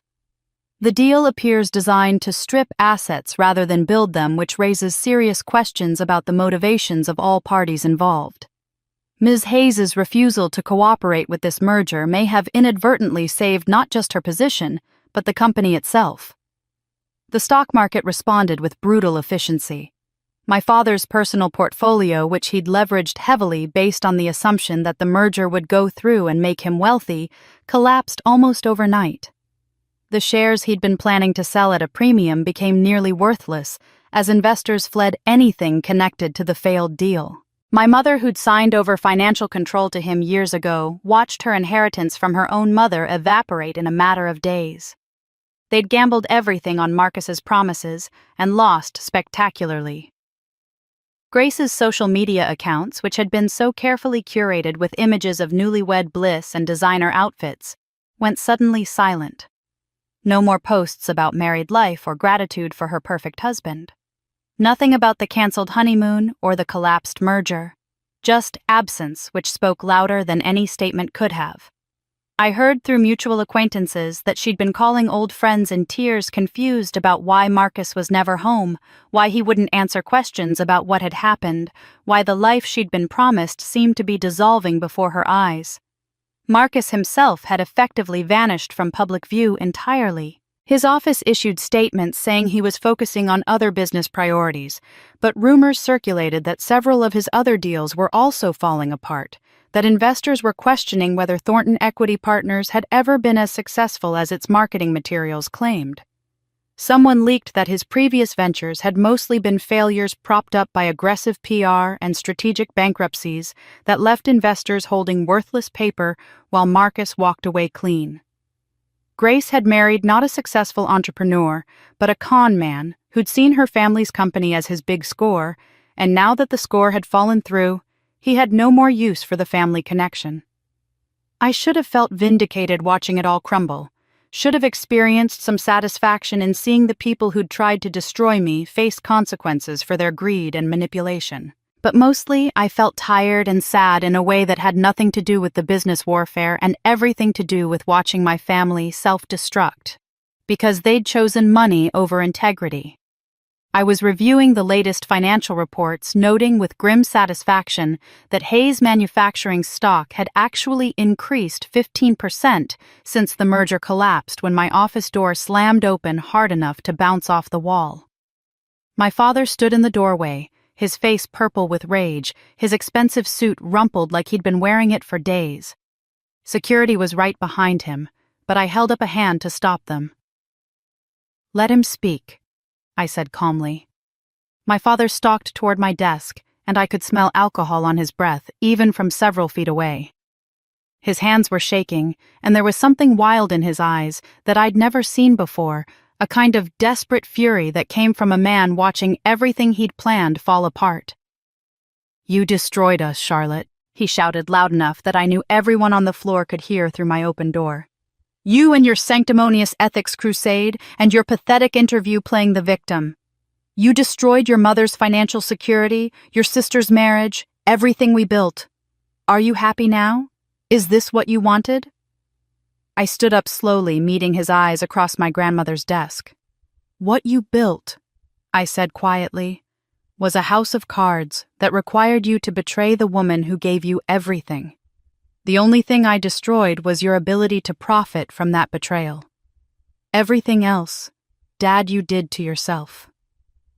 His face contorted with something that looked almost like pain, and for a second, I thought he might actually hit me. His fist clenched, his body leaned forward, and security moved closer. But then something in him seemed to break, to collapse inward, and his hand went to his chest.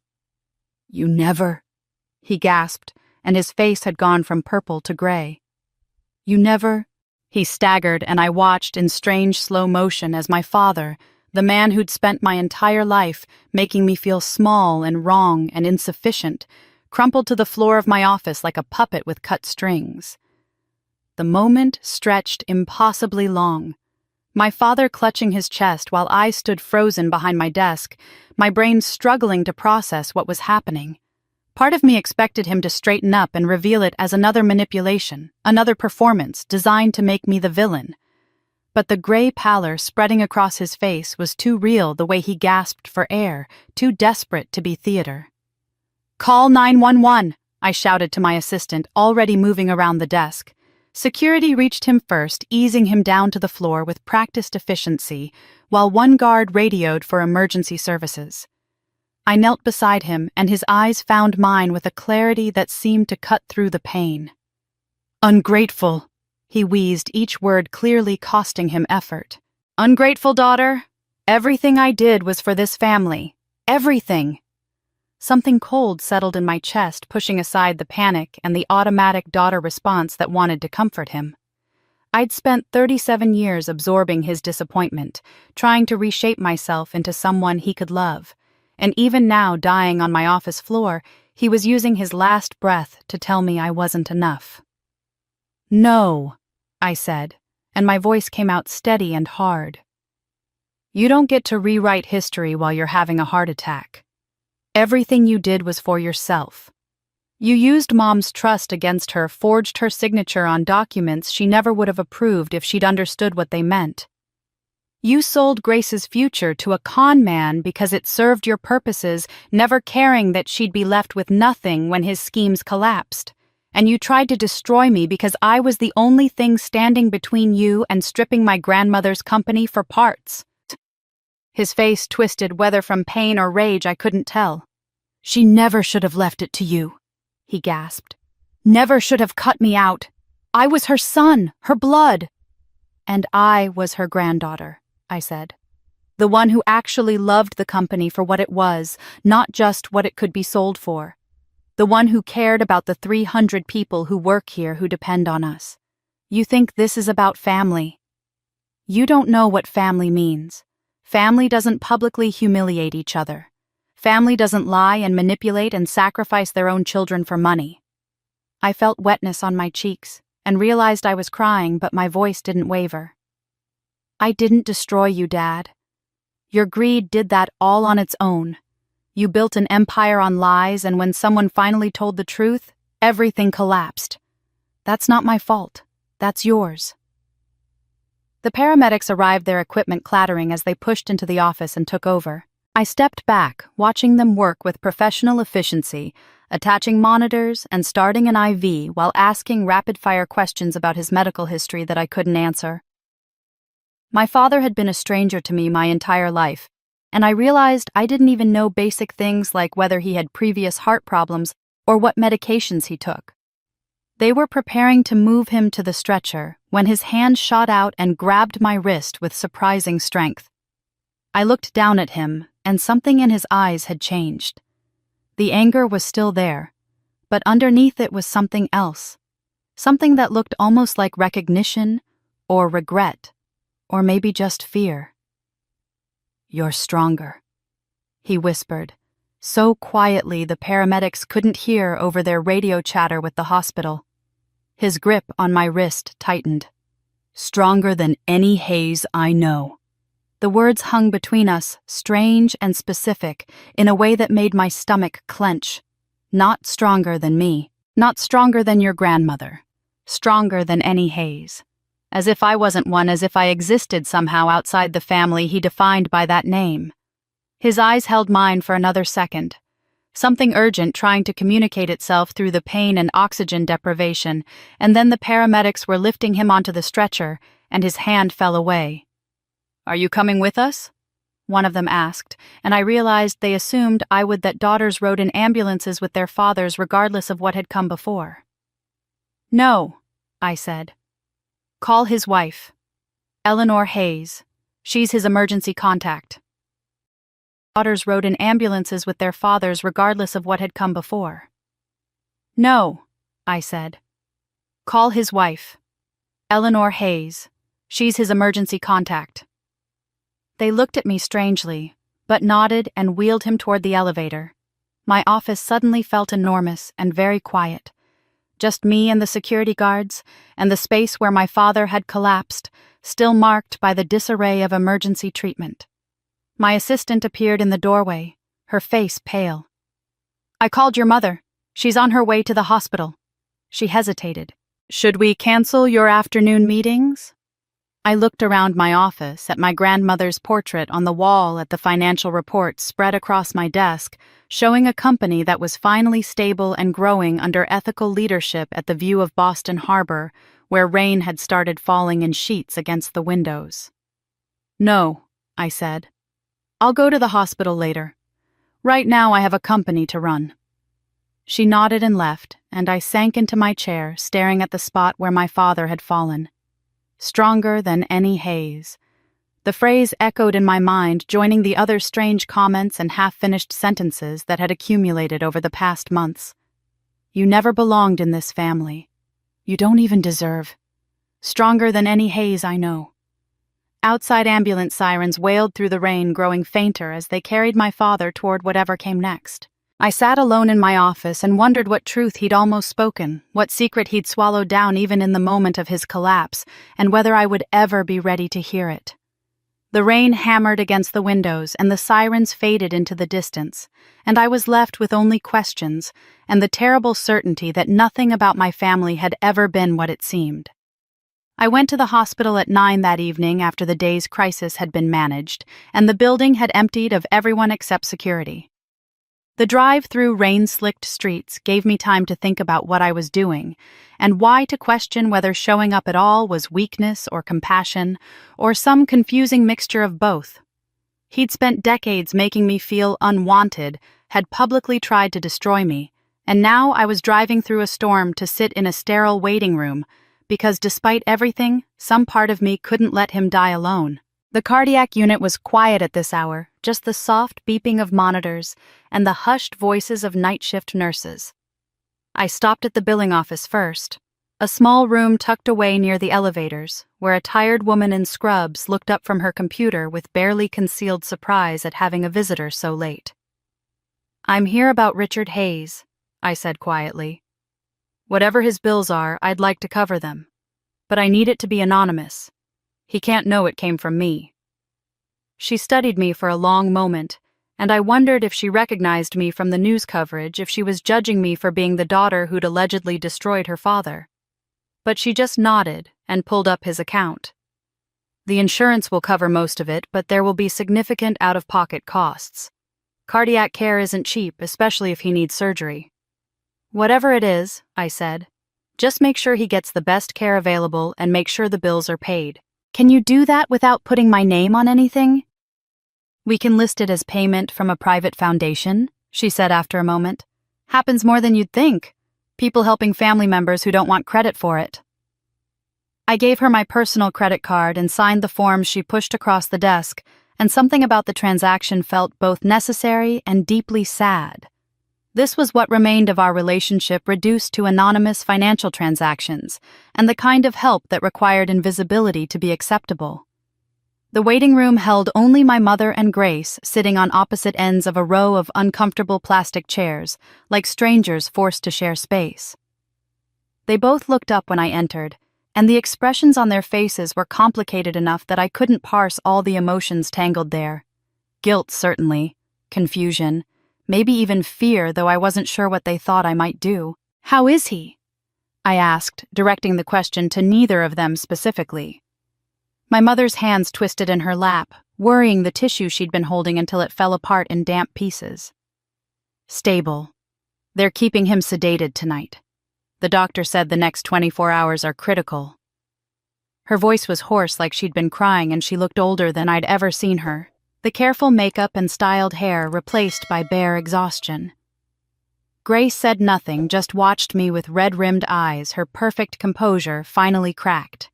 She'd come straight from wherever she'd been hiding, still wearing yoga pants and an oversized sweatshirt that probably belonged to Marcus, though I noticed she wasn't wearing her wedding ring. "You didn't have to come," my mother said finally, and it wasn't accusatory, just confused. "After everything we've done to you, I wouldn't have blamed you for staying away." I sat down several chairs away, maintaining distance but present. "He's still my father," I said, and left unspoken all the complicated truth that sentence contained. Still my father, even though he'd never acted like one. Still my father, even though I wasn't sure what that relationship meant anymore, or if it meant anything at all. We sat in silence for a long time, the only sound the quiet murmur of television news from a waiting room down the hall, and the occasional page over the intercom. At midnight, a nurse came out and said we could see him briefly one at a time, and my mother went first with the automatic privilege of being his wife. Grace finally spoke after our mother disappeared through the security doors. "Marcus left," she said, her voice small and broken. "Took most of his things while I was here. Didn't even leave a note, just his lawyer's number and divorce papers on the kitchen counter."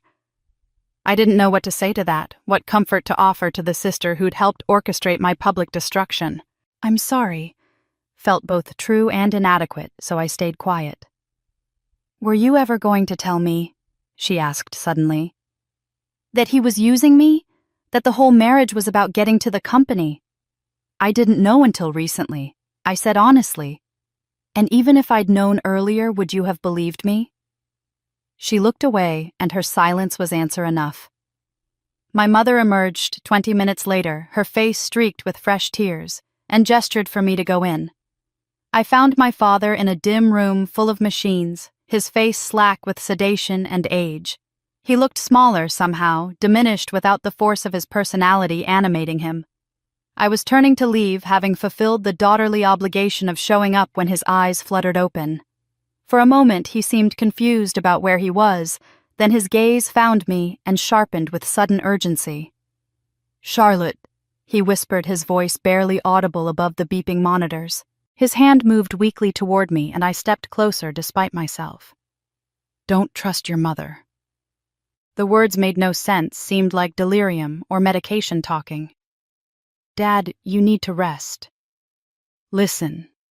He insisted, his grip on my wrist surprisingly strong. "She knows more than she says. About everything. About you." His eyes were intense now, fighting through the drugs to communicate something he thought was important. "Ask her about the letters. Ask her why she's been protecting you." Then his eyes closed and his hand went slack, and the nurse was there gently steering me toward the door, saying he needed to sleep, that I shouldn't disturb him further. I walked back to the waiting room in a daze, my father's words echoing in my mind. "Don't trust your mother. She knows more than she says." What could he possibly mean? My mother had stood beside him at every turn, had literally screamed at me to give up the company or leave the family. What was there not to trust? I told Grace and my mother I was leaving, that they should call if anything changed. My mother nodded absently, her attention already back on the doors to the cardiac unit. I drove home through streets that had finally stopped raining, my mind churning through possibilities and coming up with nothing that made sense. When I returned to the hospital the next morning with clean clothes and coffee ready to relieve my mother so she could rest, the nurses told me she was gone. Not just stepped out for breakfast or gone home to shower. Gone as in checked out of the hotel across the street where she'd been staying, not answering her phone, her car missing from the parking garage. Grace found me in the hallway, her face pale. She left me a voicemail at 3 a.m, said she had to take care of something, that she'd be back soon. But Charlotte, her voice sounded strange. Scared maybe. Or guilty. I don't know. I stood there holding useless coffee cups, staring at the empty waiting room chair where my mother had been sitting just hours ago, and wondered what kind of truth could make a woman disappear into the night while her husband lay unconscious in the ICU. My mother stayed missing for 3 days, while my father remained unconscious in the ICU, his condition stable but precarious. Grace camped out at the hospital, her marriage dissolved, and her confidence shattered, looking to me with a dependency that made me uncomfortable. I split my time between the office and brief hospital visits, fielding worried calls from relatives who wanted updates, and pretending I knew where my mother had gone when I had no idea at all. It was Sarah Chen who first noticed something wrong with the family's financial records. She'd been doing routine monitoring of any accounts connected to the lawsuit, making sure my parents weren't hiding assets or preparing some new legal attack, when she found a pattern of transactions that made her call me into the conference room with an expression of grim concern. "Your mother has been very busy over the past 3 days," Sarah said, pulling up a series of spreadsheets on her laptop. "Look at this. The Vermont estate where the wedding was held, that's always been in your parents' name, right? For 20 years, I confirmed. My mother inherited it from her aunt. It sold 3 days ago. Quick sale below market value to a real estate investment company based in Delaware." Sarah highlighted the transaction. "And here are 2 of the smaller subsidiary companies your father controlled, both sold within 48 hours to different buyers. Again, quick sales prices that suggest your mother wanted to move fast rather than negotiate." I leaned closer to the screen, my stomach sinking as I processed what I was seeing. "She's liquidating everything." "Everything she has access to," Sarah corrected. "And the timing is interesting. All of these transactions were initiated within hours of your father's heart attack. The Vermont property sale was actually filed while he was in surgery." Over the next several hours, Sarah and Gerald worked together to trace the money, following the electronic trail through various accounts and shell companies. What emerged was a picture of methodical assets, stripping my mother, systematically converting everything she could into cash, and moving it through a complex series of transfers designed to obscure the final destination. The sales themselves weren't illegal. The properties and companies were in her name or under the power of attorney my father had given her years ago. But the speed and secrecy suggested someone trying to hide something before anyone noticed. Gerald pulled up the signature records for each transaction, and his frown deepened as he compared them. "These are all your mother's signatures, and they look genuine. But the timing concerns me. Some of these documents are dated and notarized at times when your mother should have been at the hospital. This one, for instance, shows a notarization at 4 a.m. 2 days ago." "Could she have had them pre-signed?" I asked, prepared everything in advance. Possibly, Gerald said slowly. But that would mean she'd been planning this before your father's heart attack, which raises the question of what exactly she was planning for. Sarah pulled up another screen, this one showing a wire transfer summary. All the money from these sales we're talking about, roughly $8 million total, went through a series of intermediary accounts and ended up here. She pointed to an account number with a bank I didn't recognize. It's registered in the Cayman Islands under a corporate entity called Sanctuary Holdings. I can't access the ownership information without a court order, but I'd bet anything your mother controls it. I stared at the numbers on the screen, trying to make sense of my mother's actions. She'd always seemed so passive, so content to let my father make all the decisions and control all the money. The idea that she'd been secretly moving assets offshore, that she'd waited for the moment of his greatest vulnerability to essentially rob him blind, it contradicted everything I thought I knew about her. Why now? I asked. Why wait until he's dying to do this? Maybe she wasn't waiting for him to die, Sarah suggested quietly. Maybe she was waiting for him to be unable to stop her. My phone rang before I could respond, Grace's name flashing on the screen. I answered to the sound of her breathing hard, panicked. "Charlotte, you need to come to the house right now," she said, her words tumbling over each other.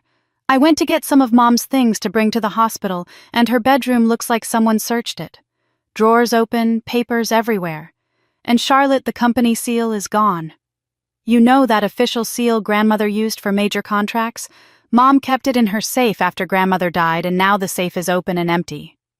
I was already grabbing my coat, gesturing for Gerald to follow me.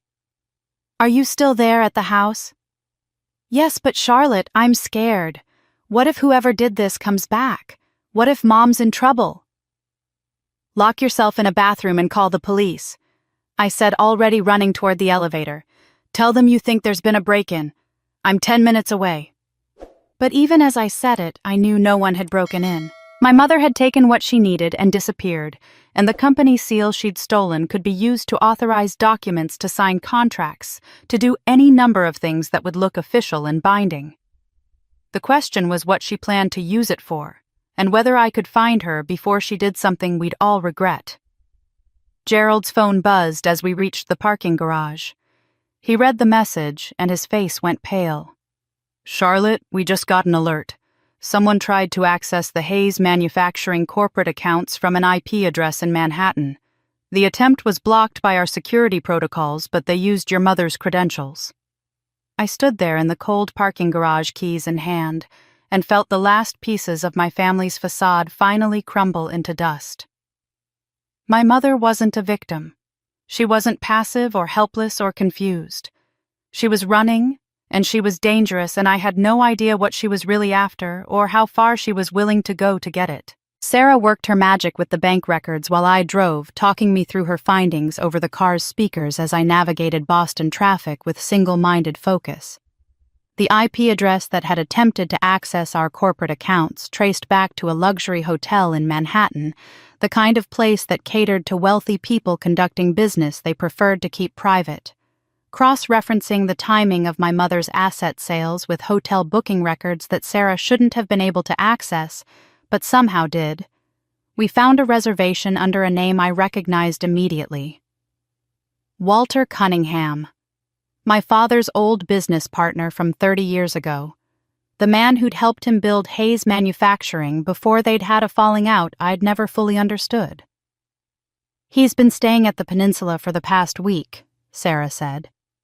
"And there's a conference room booked under his company name for this afternoon. Charlotte, if your mother is meeting with him to transfer assets, we're talking about a level of planning that goes back months, maybe longer." I made the drive to Manhattan in under 4 hours, pushing my car faster than was wise, and calling ahead to make sure Gerald could meet me there with whatever legal documentation we might need. Grace wanted to come, but I told her to stay with our father, that I needed to handle this alone. The truth was, I didn't know what I was going to find when I confronted my mother, and I didn't want witnesses to whatever ugly scene might unfold. The Peninsula Hotel rose above Fifth Avenue, with the kind of understated elegance that screamed old money and discretion. I walked through the lobby like I belonged there, following the signs to the conference level, my heels clicking against marble floors that probably cost more per square foot than most people's homes. A helpful concierge directed me to the Madison conference room, and I could hear voices inside as I approached one of them, unmistakably my mother's. I didn't knock, just opened the door and walked in to find my mother sitting across a mahogany table from a silver-haired man I vaguely recognized from old family photos. Documents were spread between them, and my mother's hand froze halfway to signing something as she looked up and saw me standing there. "Charlotte," she said, and her voice carried no surprise, just a weary kind of resignation. "I wondered if you'd figure it out in time." Walter Cunningham stood extending his hand in an automatic gesture of politeness that I ignored. "Ms. Hayes, I'm not sure what you think is happening here, but I assure you this is a private legal matter between your mother and myself." "Nothing about my family is private anymore," I said, my eyes staying on my mother. "What are you doing? What are you selling to him?" My mother looked at Walter and nodded slightly. He gathered his papers with obvious reluctance and left, closing the door behind him with a soft click that left us alone in the elegant conference room. She looked older than she had just days ago, as if the stress of whatever she'd been doing had aged her years in mere hours. "Sit down, Charlotte," she said quietly. "Please." I remained standing. "The police are looking for you. Grace is terrified something happened to you, and you've stolen millions in assets and the company seal. So no, I don't think I'll sit down. I think you're going to explain what the hell is going on before I call the police myself." She laughed, and it was a bitter sound that had nothing to do with humor. "The police, of course, because that's what you do when your family betrays you, isn't it? You call the authorities and let them handle it." She pulled an envelope from her bag, old and worn like it had been carried for a long time. "But I'm not your enemy, Charlotte. I never was." "Then what are you?" "I'm the person who sent you those anonymous emails," she said, and the words hit me like a physical blow. "I'm the one who gave you the evidence about the merger, about Marcus's background, about Grace's involvement. I've been the whistleblower all along." I stared at her, my mind reeling as pieces clicked into place with sickening clarity. A mother always knows. The signature on those emails that had seemed cryptic and strange. The detailed financial information that only someone with inside access could have obtained. "Why?" I managed to ask. "Why help me while standing beside Dad at that wedding while screaming at me to give up the company?" Her eyes filled with tears, the first genuine emotion I'd seen from her in years. "Because your father monitored everything. My phone, my emails. Even our home had cameras I didn't know about until 2 years ago. Every conversation was potentially recorded, every action watched. I couldn't help you openly without him knowing, without him destroying the evidence I'd been collecting." She wiped at her eyes with shaking hands. "I had to make him think I was on his side. Had to play the loyal wife while secretly gathering everything you'd need to fight back. And when he had his heart attack, when he finally couldn't stop me, I took the opportunity to secure the last pieces of evidence and make sure he couldn't hide or destroy anything else." "The asset sales," I said slowly. "You weren't stealing from him." "I was protecting what was left," she said. "Your father had already mortgaged most of our personal property to fund the merger attempt. When that collapsed, the creditors would have seized everything within weeks. I sold it first and moved the money somewhere he can't touch it, somewhere it will be safe for Grace when this is all over." She pushed the envelope across the table toward me. "But this is what matters most. This is what your grandmother gave me the week before she died and made me promise to give you when the time was right."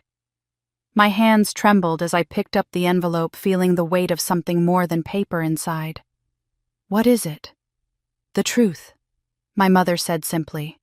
"The truth about who you are and why your father has spent your entire life trying to break you. Open it, Charlotte. It will end all of this, I promise." I broke the seal and pulled out several pages of my grandmother's distinctive handwriting, but it was the small plastic bag that fell out first that made my breath catch. A lock of dark hair labeled in my grandmother's hand with a date from 38 years ago. I unfolded the letter with shaking hands and read the first line, and the world tilted sideways. My dearest Charlotte, you are not your father's daughter. The words blurred as tears filled my eyes, and I had to blink several times before I could continue reading. My grandmother's handwriting remained steady throughout the letter, as if she'd written it in a single sitting with absolute clarity about what needed to be said. Your mother was 22 when she met James Chen, a graduate student in architecture at MIT. They fell in love the way young people do, completely, and without reservation. He was brilliant, kind, and understood her in ways no one else ever had. They planned to marry after his graduation. But your mother came from a family that valued connections over happiness, and when your grandfather arranged her marriage to Richard Hayes, whose family had money and social standing, she was given no choice in the matter. That was 1986, and women from families like ours still did what they were told. She broke James's heart and married your father 6 weeks later. What no one knew, what she didn't discover until after the wedding, was that she was already pregnant with James's child. By the time she realized, it was too late to do anything but carry you to term and hope your father never questioned the timing. He didn't, or perhaps he chose not to, and you were born into a family that treated you like an obligation rather than a gift. I knew the truth because your mother confided in me when you were 3 years old, and Richard's coldness toward you had become impossible to ignore. She was terrified he would figure it out, that he would reject you, or worse. I promised her I would protect you, that I would make sure you always had a place in this family, regardless of whose blood ran in your veins. That's why I left you the company, Charlotte. Not because you manipulated me or because I was senile as your father claims, but because you earned it through your competence and your integrity, and because I wanted you to have something he could never take away. James Chen died in a car accident when you were 7. He never knew he had a daughter, and that breaks my heart. But I want you to have this piece of him, this evidence of where you came from, so that when the truth finally comes out, you'll understand that you were born from love, not from duty or obligation. You were wanted, Charlotte, even if the man who raised you never made you feel that way. The letter continued with instructions for DNA testing, explaining that she'd kept the hair sample all these years in anticipation of this moment. My hands shook so badly I nearly dropped the plastic bag, this small piece of a man I'd never known who was apparently my biological father. James Chen. The name meant nothing to me, stirred no memories, but somehow it explained everything about why I'd spent my entire life feeling like a stranger in my own family. My mother sat across from me in that conference room, watching my face as I processed the revelation. "I'm sorry," she whispered. "I should have told you years ago, but your father made it clear that if I ever revealed the truth, he would destroy both of us. He'd cut us off financially, drag our names through every social circle we belonged to, make sure we had nothing. I was too weak to stand up to him, too afraid of losing the security he provided.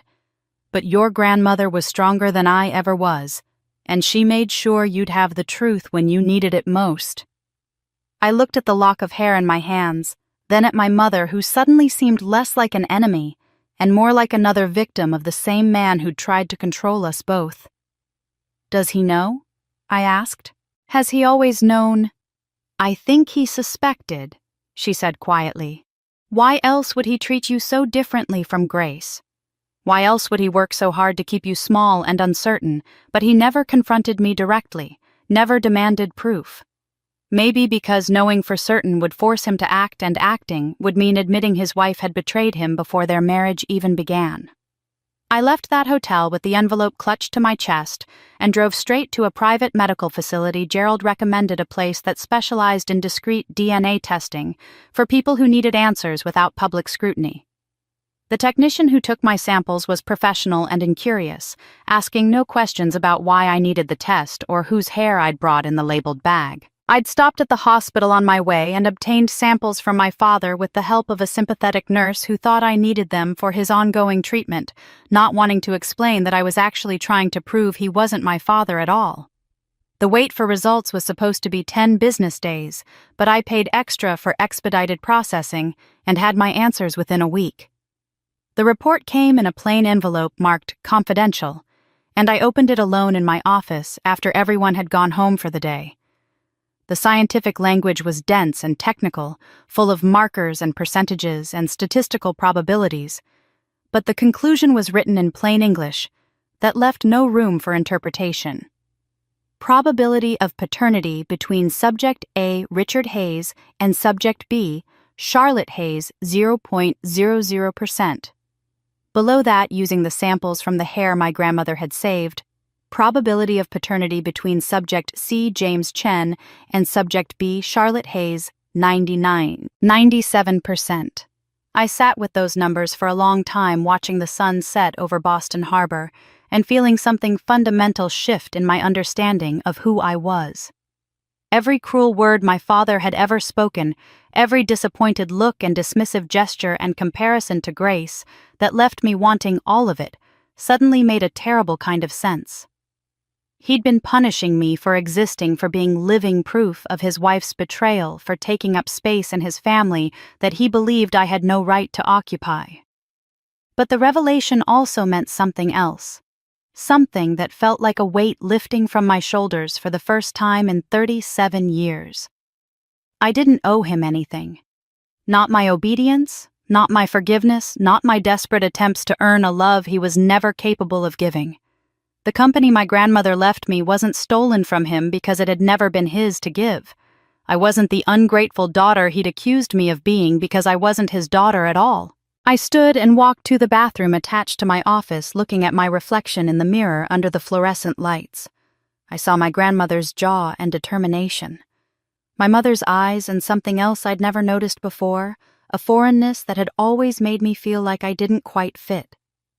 Now I understood why. "I'm free," I said to my reflection, and my voice was steady and certain. I never owed him anything. The DNA report sat on my desk, proof of a truth that would destroy whatever remained of my family's reputation if it ever became public. But standing there looking at myself with new understanding, I realized I finally had the answer to the question that had haunted me through all these months of fighting. I wasn't fighting for their approval anymore. I was fighting for me. The DNA results sat on my desk for 2 days before I could bring myself to tell Gerald about them. When I finally called him into my office and slid the report across to him, I watched his face cycle through shock, understanding, and then a grim kind of satisfaction as pieces he'd been puzzling over suddenly clicked into place. "This explains the deposition," he said quietly. "When your father almost said something he couldn't take back, he was about to tell us you weren't really his daughter." Gerald looked up at me with concern, softening his usual professional detachment. "Charlotte, I'm sorry. This must be overwhelming." "It's clarifying," I said, and found I meant it. "But now I need to know what it means legally. For the will, for the company, for everything." He spent the next hour pulling up the original will, documents reading through clauses I'd seen 100 times before, but never fully understood the implications of. When he finally set down the papers, his expression was troubled. "There's a condition buried in Section 7 that I never thought much about before," he said. "Your grandmother specified that all assets transfer to you with one requirement: you cannot pursue criminal charges against your father or any family member related to disputes over the company or the estate." I stared at him, feeling anger rise hot and immediate in my chest. She's forcing me to let him go free after everything he's done, after the fraud and the manipulation and trying to destroy me publicly. I'm supposed to just walk away. "It's not quite that simple," Gerald said carefully. "The condition specifically prohibits criminal prosecution. But civil lawsuits to recover assets or enforce contracts, those are still on the table. You can sue to get back anything that was taken improperly. You can pursue damages for the defamation and the business interference. What you can't do is have him arrested or press charges that would result in imprisonment." I stood and paced to the window, looking out at the harbor without really seeing it. Why would she do that? Why protect him after everything? "I don't think she was protecting him," Gerald said slowly. "I think she was protecting you. Prison sentences, criminal trials, those things consume years of your life and guarantee nothing. Your father could tie you up in legal battles until you're 60, drain your resources and your energy, and at the end of it all, you might not even win. This way you get the company, you get the assets, and you get to walk away without spending the rest of your life looking backward. The logic made sense, but it felt wrong, like justice deferred was justice denied. So he just gets away with it. With all of it. Not entirely, Gerald pointed out. He's lost the company, lost his position, lost most of his assets. His reputation is destroyed. His health is compromised.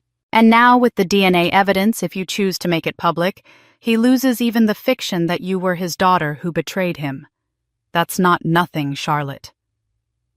I turned back to him, and something he'd said earlier suddenly resonated in a new way. Walk away.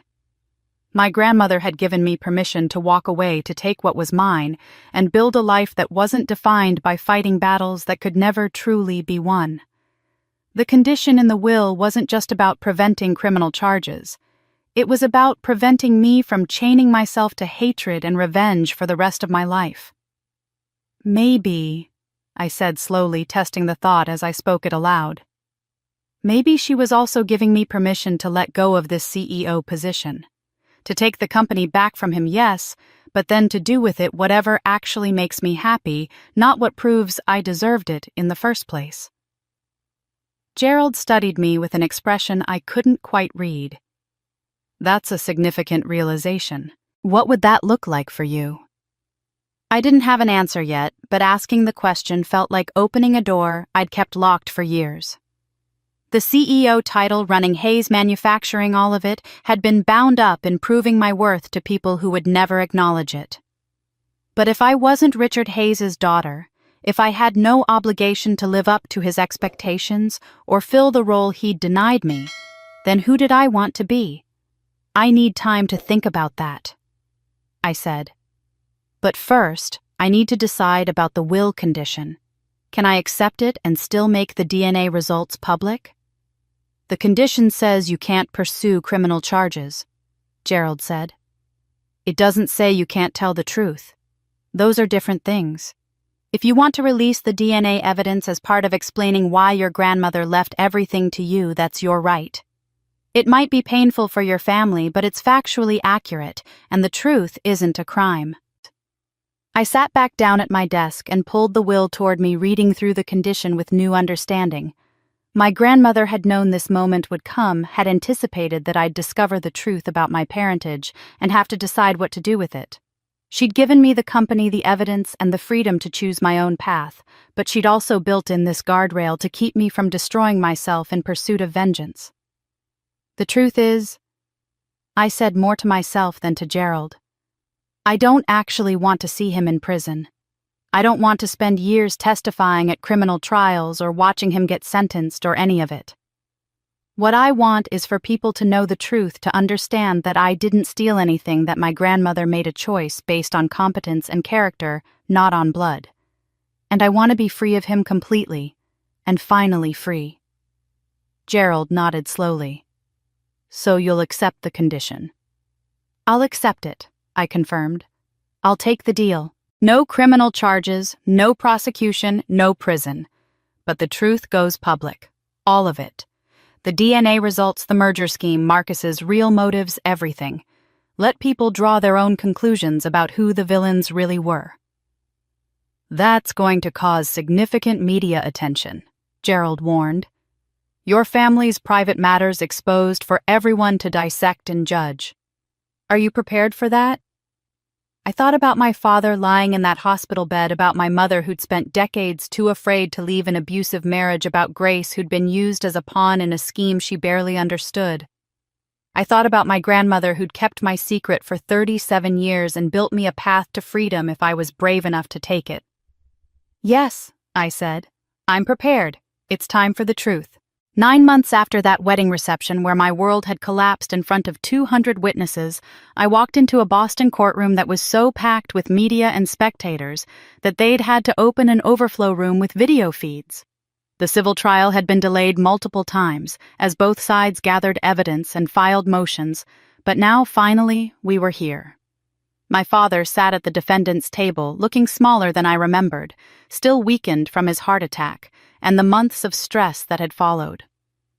My mother sat beside him, not touching her hands folded in her lap, with the resignation of someone who'd already accepted defeat.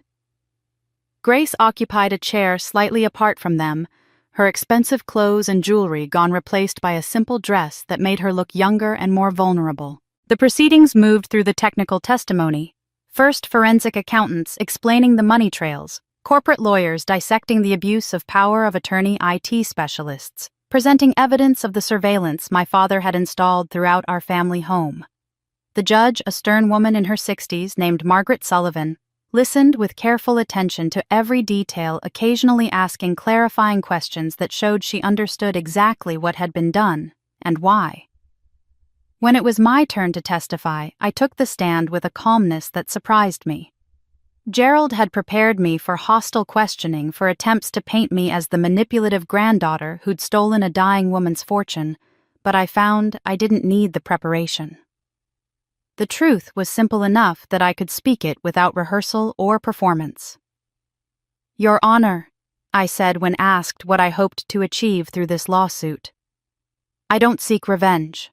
I've spent the past 9 months understanding that revenge is just another cage, another way of staying bound to people who hurt you. What I seek is restoration of my company's integrity of my name and reputation, and of my family's ability to move forward with honesty instead of deception." The courtroom was silent as I spoke about my grandmother's vision for Hayes Manufacturing, about the employees who depended on stable leadership, about discovering that the family I'd tried so hard to belong to had never actually been mine by blood. I'd released the DNA results to the media 3 weeks earlier, and the revelation had dominated news cycles for days, but speaking about it in open court gave it a different weight, a finality. When the prosecution called Grace to the stand, I expected her to maintain the victim narrative she'd been playing for months, to cry prettily and blame everyone but herself. Instead, something in her broke the moment she was asked to describe her relationship with Marcus Thornton. Her face crumpled and she began sobbing, not the calculated tears of her television interview, but real grief that shook her whole body. "I thought he loved me," she said, her voice barely audible. "I thought I'd finally found someone who saw me as more than just the pretty sister, the easy one, the one who did what she was told. But he only loved what I could give him access to the company information about Charlotte's plans, a way into the family he'd been rejected from years ago." She looked directly at me, then mascara running down her face. "He orchestrated everything, coached me on what to say, told me Charlotte was the enemy who'd stolen what should have been ours. I believed him, because I wanted to believe someone finally chose me first. But it was all manipulation, all of it, and I was too stupid or too desperate to see it." Gerald presented the evidence we'd compiled about Marcus's history, the failed internship application from a decade ago, the pattern of failed business ventures and bankruptcies, the way he'd systematically isolated Grace from friends who might have warned her. The judge's expression grew harder with each revelation, and when Marcus himself was called to the stand and refused to answer questions citing his Fifth Amendment rights, Judge Sullivan's patience visibly ran out. "Mr. Thornton," she said, her voice cutting through the courtroom like a blade.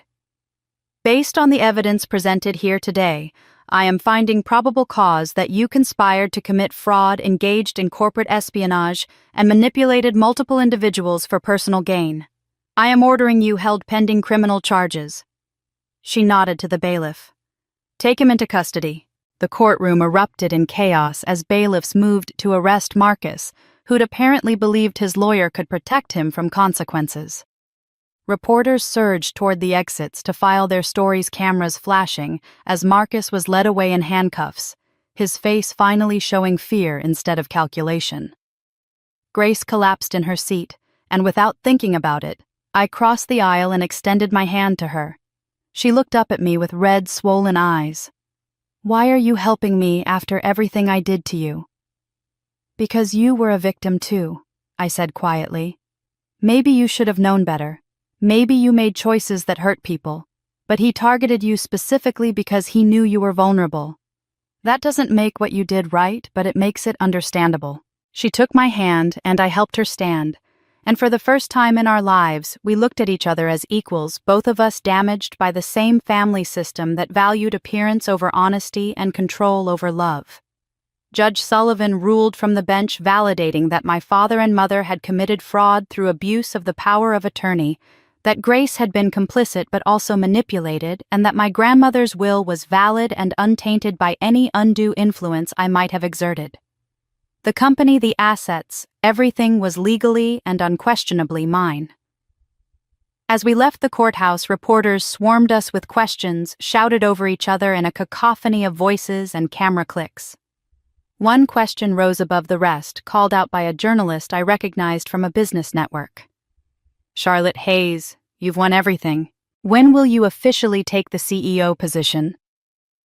I stopped on the courthouse steps, Gerald's hand on my elbow trying to guide me to the car, and I looked at all those cameras pointed at me like weapons or witnesses, or maybe both. The answer I'd been forming over 9 months of fighting and discovering, and finally understanding who I actually was, rose to my lips, and I smiled. "That," I said, "is an excellent question." Grace called me 3 days after the trial concluded, asking if we could meet privately before her sentencing hearing. Her voice on the phone carried a fragility I'd never heard before, all the practiced confidence stripped away to reveal something raw and uncertain underneath. We met at a small cafe in Cambridge neutral territory, where neither of us had history or memories to navigate around. She looked different without the designer clothes and professional styling, wearing jeans and a sweater that had seen better days. Her hair pulled back in a simple ponytail. She'd lost weight, the kind of weight that comes from stress rather than intention, and there were shadows under her eyes that makeup couldn't have hidden even if she'd been wearing any. "Thank you for coming," she said when I sat down across from her. "I wasn't sure you would." "I wasn't sure I would either," I admitted. "But I figured you deserved a chance to say whatever you needed to say without lawyers and judges listening." She wrapped her hands around her coffee cup like she needed the warmth, even though the cafe was perfectly heated. "I was jealous of you my entire life." She said the words coming out in a rush like she'd been rehearsing them. "I know that sounds insane given how Dad treated you, how he always favored me, but I was jealous anyway. You were smart and capable, and you never needed anyone's approval to know your own worth. I spent my whole life being exactly what people wanted me to be, and I still felt empty inside, like I was just a collection of other people's expectations with nothing real underneath." I sipped my tea and let her talk, sensing she needed to get this out without interruption. When Marcus paid attention to me, when he made me feel like I was interesting and important, I would have done anything for him. And he knew exactly how to manipulate someone who'd spent her whole life desperate to be chosen first. Her eyes filled with tears. "I knew what we were doing to you was wrong. I knew it, and I did it anyway because I thought maybe if I helped Dad and Marcus get what they wanted, maybe I'd finally be valuable enough to keep." "Grace," I said quietly, "you didn't need to destroy me to be valuable.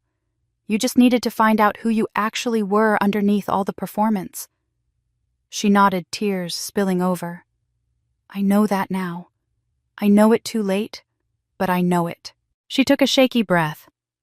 "There's something else I need to tell you. Something I haven't told anyone yet, not even my lawyer." She placed a hand on her stomach in a gesture I'd seen countless women make, and my heart sank even before she said the words. "I'm pregnant, 8 weeks. I found out last week." Her voice dropped to almost a whisper. "It's Marcus's baby, and I don't know what to do. The lawyer said if I tell the judge it might help with sentencing, that they take pregnancy into consideration for determining penalties. But Charlotte, I don't know if I can bring a child into this mess, into everything that's happened." I reached across the table and took her hand, feeling the trembling in her fingers. "What do you want to do? Not what the lawyer says, not what might help your case. What do you actually want?" "I want a chance to be better than I've been," she said. I want to raise this baby differently than we were raised, without all the manipulation and favoritism and using love as currency. But I'm scared I don't know how that I'll just repeat all the same patterns because they're all I know. We talked for another hour, and by the end of it, I'd agreed to write a letter to the judge on Grace's behalf, not excusing what she'd done, but explaining the context of how she'd been manipulated, and expressing my belief that she deserved a chance at redemption. It felt strange to be advocating for mercy for someone who'd helped orchestrate my public humiliation, but watching her sit there broken and trying to rebuild herself into someone better, I couldn't bring myself to push for maximum punishment. The sentencing hearing was scheduled for the following week. Grace's lawyer, a sharp woman named Patricia Chen, who specialized in white-collar crime, filed a motion requesting medical documentation to support mitigating circumstances. The pregnancy, she explained to the court, represented both a vulnerability that Marcus had exploited and a compelling reason to structure any sentence in a way that wouldn't harm an unborn child who bore no responsibility for his mother's crimes. Judge Sullivan granted the motion and ordered medical verification standard procedure when health claims affected sentencing recommendations. Grace submitted to an examination at a court-approved facility, and I thought that would be the end of it, just a formality before the judge made her decision about probation versus incarceration. I was in my office reviewing quarterly projections when Gerald called, his voice tight with something I couldn't identify. "Charlotte, you need to get down to the courthouse immediately. Something's happened with Grace's case." "What kind of something?" I asked, already grabbing my coat. "The medical examiner who verified the pregnancy claim just contacted the judge's chambers. Apparently, there's a significant discrepancy in Grace's medical records that the court needs to address before sentencing. They've called an emergency hearing in 40 minutes. I made it to the courthouse with 5 minutes to spare, slipping into the gallery just as Judge Sullivan took the bench. Grace sat at the defendant's table, looking confused and frightened, her lawyer leaning in to whisper something urgent. The judge's expression was thunderous. "Ms. Chen," Judge Sullivan said, addressing Grace's lawyer with ice in her voice, "would you care to explain why the medical examiner has informed me that your client is not in fact pregnant and that she specifically requested falsified ultrasound documentation 3 weeks ago?" The courtroom went absolutely silent, and I watched my sister's face cycle through emotions too quickly to name before landing on something that looked like despair mixed with defiance, and I realized with sinking certainty that even now, even after everything, Grace was still trying to manipulate her way out of consequences. The doctor who took the stand was a middle-aged woman with the weary professionalism of someone who'd testified in court many times before. Dr. Sarah Nakamura stated her credentials calmly, then pulled up medical records on the court's display screen that showed a timeline devastating in its clarity. "Ms. Grace Hayes came to my clinic 3 weeks ago requesting prenatal care," Dr. Nakamura testified. "Standard protocol includes an ultrasound to confirm pregnancy and estimate gestational age. The ultrasound showed no pregnancy, no fetus, no signs of conception at all. When I informed Ms. Hayes of these findings, she became extremely upset and asked if there was any way the test could be wrong." Grace sat frozen at the defendant's table, her face drained of all color while her lawyer frantically scribbled notes and whispered urgent questions that Grace didn't seem to hear. "I explained that false negatives are extremely rare with modern ultrasound technology," the doctor continued. Ms. Hayes then asked, and I quote, "If I needed documentation showing I was pregnant for legal purposes, could you provide that?" I informed her that falsifying medical records was illegal and unethical, and that I would not participate in any such scheme. She left my office shortly after. Judge Sullivan leaned forward. "Doctor, did the defendant return to your clinic after that conversation?" "No, Your Honor. But 2 days later, my office received a subpoena for Ms. Hayes's medical records as part of sentencing proceedings.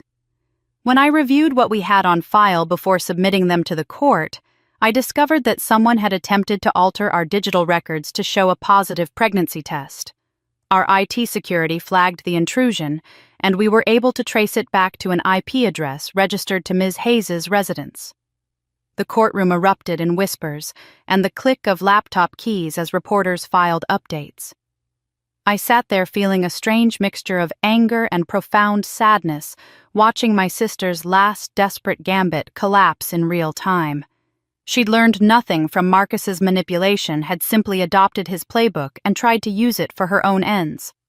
Furthermore, Dr. Nakamura continued, in my investigation after discovering the records tampering, I found that Ms. Hayes had obtained falsified ultrasound images from an online service that specializes in, for lack of a better term, fake pregnancy documentation. These images were what she submitted to her attorney as proof of her condition. Judge Sullivan's face had gone from stern to furious. Ms. Hayes, please stand. Grace stood on shaking legs, her lawyer rising beside her with the defeated posture of someone who knew there was no defense left to mount.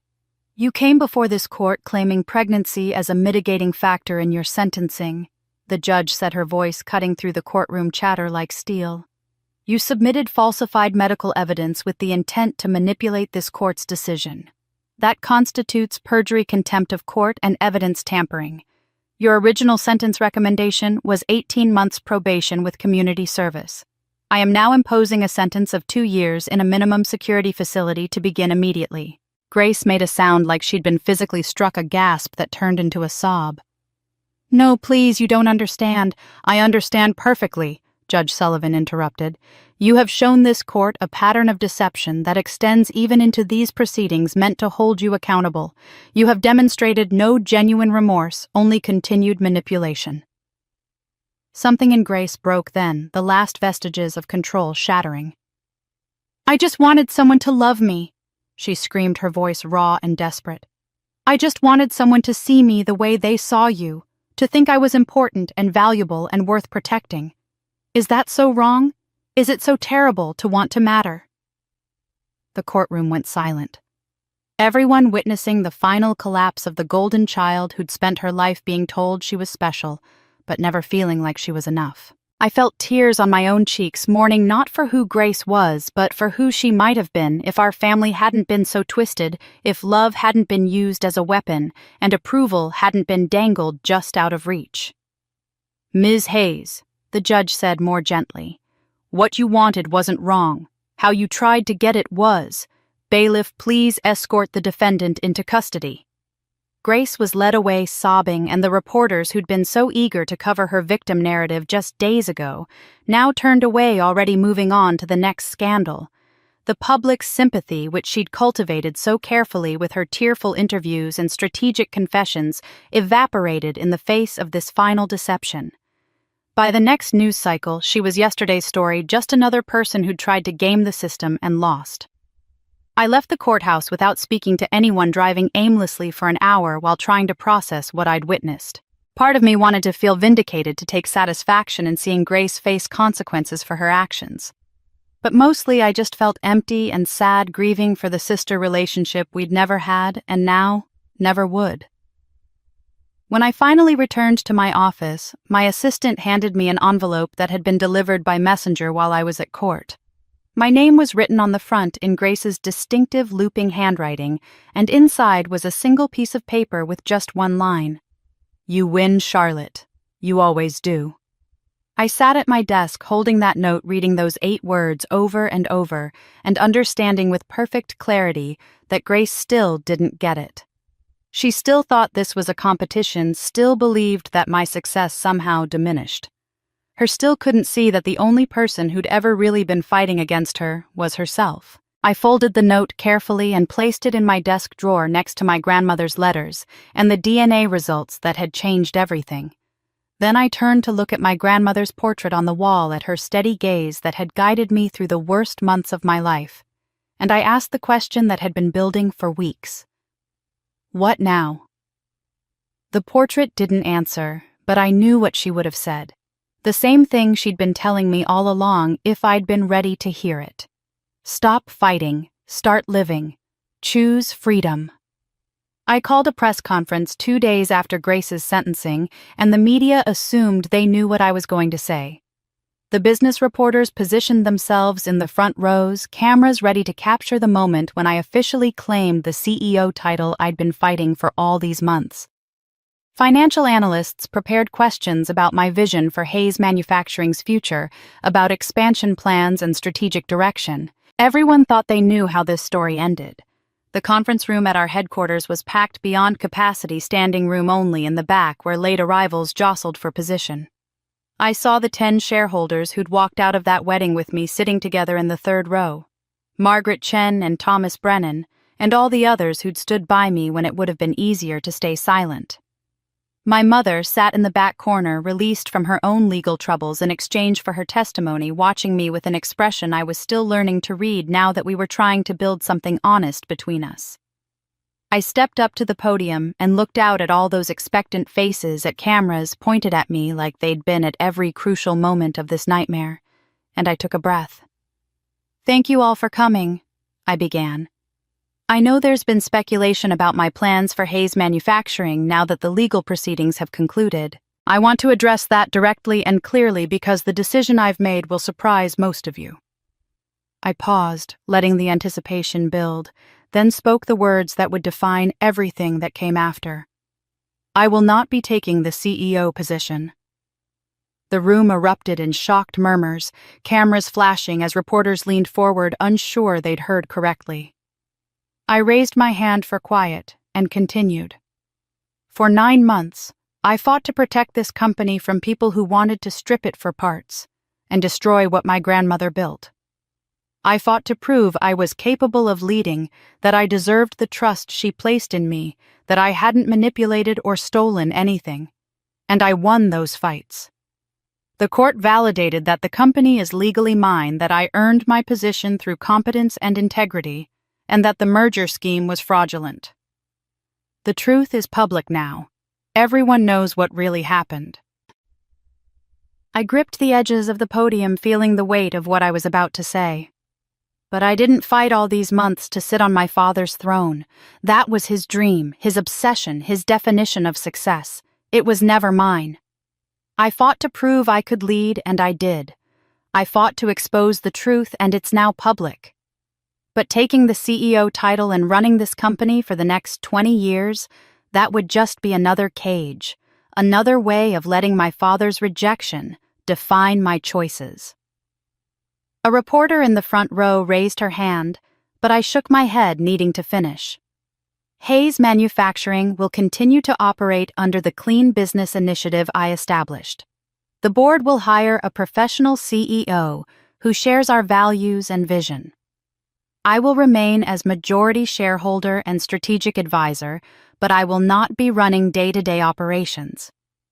Because what I actually want, what I've wanted my whole life without realizing it, is for my life to finally be my own. To make choices based on what fulfills me, not what proves something to people who were never going to acknowledge my worth anyway." The silence in the room felt profound, everyone processing this deviation from the expected script. Then from the third row, Margaret Chen stood up. She was 82 years old and had been a shareholder since before I was born, and when she started clapping, the sound cut through the shock like a bell. Thomas Brennan stood next, then the others, until all 10 of them were on their feet applauding. A woman in the audience I didn't recognize stood as well, tears streaming down her face. "She's right," the woman said loudly enough to be heard over the applause. "Power isn't everything. Freedom is." More people stood, and suddenly half the room was on their feet, not because they understood everything I was saying, but because something in it resonated with their own buried truths about what they'd sacrificed in pursuit of titles and approval and success that looked good from the outside, but felt hollow from within. When the applause finally died down, I answered questions about the transition plan and the board's search for a new CEO. Then someone asked what I would do with my time now that I wasn't running the company, and I smiled because I'd been hoping someone would ask. "I'm starting a foundation," I said. "It will provide resources and support for women over 40 who've been silenced or diminished by their families, who've been told they're too old or too difficult, or not enough of whatever arbitrary standards someone else set. Women who want to restart careers or leave abusive relationships or simply discover who they are without the weight of other people's expectations crushing them. I'm calling it the Eleanor Hayes Foundation after my grandmother because she understood that the greatest gift you can give someone isn't power, it's permission to be themselves. The press conference ended with more questions than I had time to answer, but I felt lighter leaving that podium than I had in months. I'd spent my entire life trying to earn love through achievement, trying to prove I deserved to exist by being exceptional. Walking away from the CEO position was the first truly free choice I'd ever made, the first time I'd said no to someone else's dream and yes to discovering my own. 1 year later, on a crisp October morning that reminded me of the wedding that had started everything, I received a letter in the mail with no return address. The handwriting was neater than I remembered, more controlled, but I recognized it immediately. Inside was a single page, just a few lines written in blue ink that had bled slightly where water had spotted the paper. Dear Charlotte, I've had a lot of time to think about what you said about finding out who I am underneath all the performance. I think I'm starting to understand. There's someone I'd like you to meet if you're willing. No pressure, no manipulation, just an invitation. G. I stood in my kitchen holding that letter, looking out at the morning light on Boston Harbor, and for the first time in our lives, I thought maybe my sister and I might finally have a chance at something real. The Eleanor Hayes Foundation occupied a renovated brownstone in Cambridge, its 3 floors filled with meeting rooms where women gathered to share stories, learn new skills, and support each other through the complicated work of rebuilding lives after decades of being told they weren't enough. I spent my days there now, not behind a CEO's desk, but sitting in circles with women who'd left abusive marriages at 55, who'd been forced out of family businesses by sons who thought leadership required a Y chromosome, who'd sacrificed their own dreams so completely they'd forgotten they'd ever had any. The media had picked up on what we were doing, running features that called me an icon of grace and power, though I always cringed at that phrase.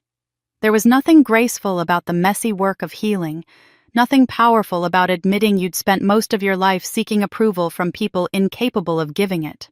But the attention brought funding and volunteers, and within a year we'd helped 200 women find jobs, leave dangerous situations, or simply remember who they'd been before the world convinced them to be smaller.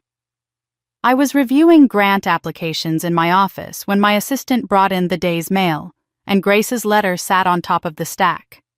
I recognized her handwriting immediately, though it looked different now, more careful and deliberate. Inside was a photo of a baby, maybe 3 months old, with dark hair and solemn eyes that seemed to look directly at the camera. On the back, Grace had written in that same controlled hand, "His name is James," after someone who deserved to be remembered. I want you to meet him if you're willing. No pressure, no manipulation. Just an aunt meeting her nephew. The address is below if you decide to come.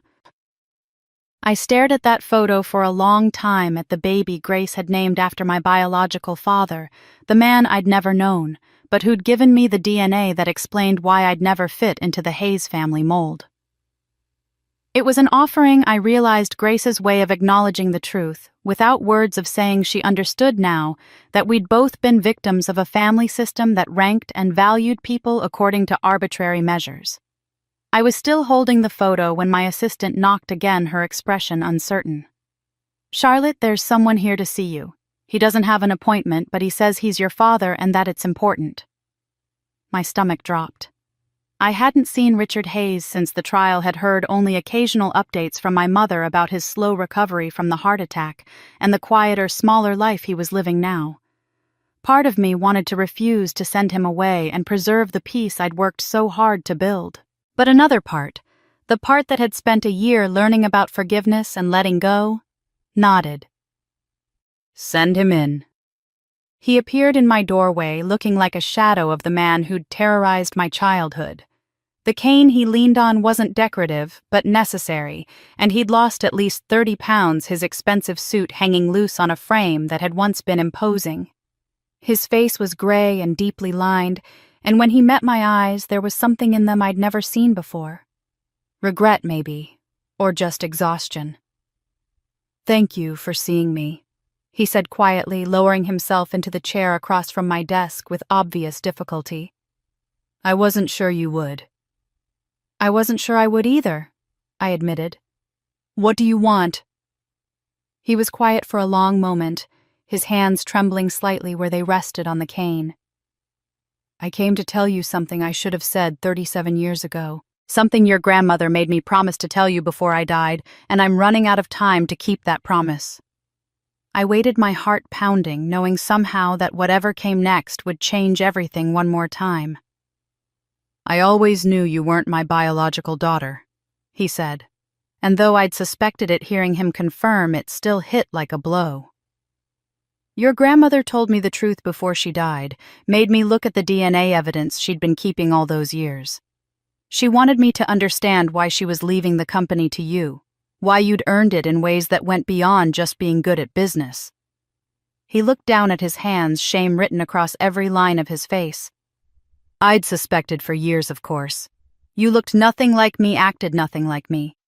But I told myself it didn't matter, that you were still my daughter in the ways that counted. Except I couldn't make myself believe it. Every time I looked at you, I saw evidence of Eleanor's betrayal, proof that she'd loved someone else first and better. And I punished you for that. Punished you for existing, for being a daily reminder of my own inadequacy. Tears were running down his face now, this man who'd spent my entire life making me feel unwanted. You were the only one who truly earned that company, Charlotte. Not through blood or birthright, but through actual competence and integrity. Your grandmother saw that. I saw it too, but I couldn't admit it, because admitting you deserved success meant admitting I was wrong about everything. Wrong about you, wrong about what makes someone valuable, wrong about the man I'd chosen to be. He looked up at me finally, and I saw in his eyes something I'd waited my whole life to see, and had finally stopped needing. I'm sorry. I know it doesn't fix anything, doesn't undo the damage or give you back the childhood you deserved. But I needed you to know that you were never the problem. I was. And I'm sorry. The apology hung in the air between us, too little and too late, but also somehow exactly what it needed to be. Not forgiveness earned, but truth finally spoken. The admission that the rejection I'd internalized had never been about my worth, but about his weakness. Thank you for telling me, I said quietly. I think I needed to hear it, even though I'd already figured most of it out on my own. He nodded and struggled to his feet, clearly preparing to leave, but I stopped him. Wait, I have something to show you. I held up the photo of Grace's baby. You have a grandson. His name is James. Something crossed his face, then an emotion too complex to name, and he took the photo with shaking hands. She named him after your biological father, he said, and it wasn't a question. Yes, I think she's trying to build something different, something better than what we had. He stared at the photo for a long moment, then carefully handed it back to me. Then I hope she succeeds. Someone in this family should. After he left, I sat alone in my office, holding that photo of baby James and thinking about cycles of pain and the courage it took to break them. Grace had reached out. My father had apologized. My mother was slowly building a life of her own, free from the man who'd controlled her for so long. And me, I had a nephew to meet, and a sister who was finally ready to be real. I picked up my phone and texted Grace. When can I come visit? The coastal house was small and weathered, perched on a cliff in Maine where the Atlantic crashed against rocks far below. I'd driven 4 hours to get there, following Grace's directions through winding roads that took me farther from Boston and deeper into the kind of landscape that felt like the edge of the world. When Grace opened the door, she looked nothing like the polished society princess who'd stood beside Marcus at that wedding. Her hair was longer and unstyled, her face free of makeup, her clothes practical rather than fashionable. She looked real in a way she never had before. "You came," she said, and her voice carried genuine surprise mixed with relief. "You invited me," I replied, and I was curious to meet my nephew. She stepped aside to let me in, and I saw the baby in a bassinet near the window sleeping peacefully, despite the sound of wind and waves outside.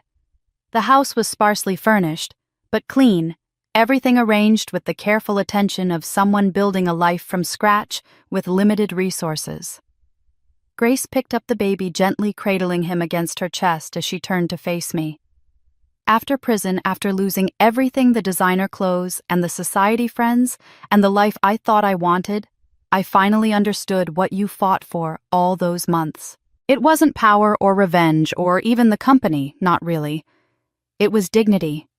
The right to exist without apologizing, without performing, without shrinking yourself to fit into someone else's definition of acceptable.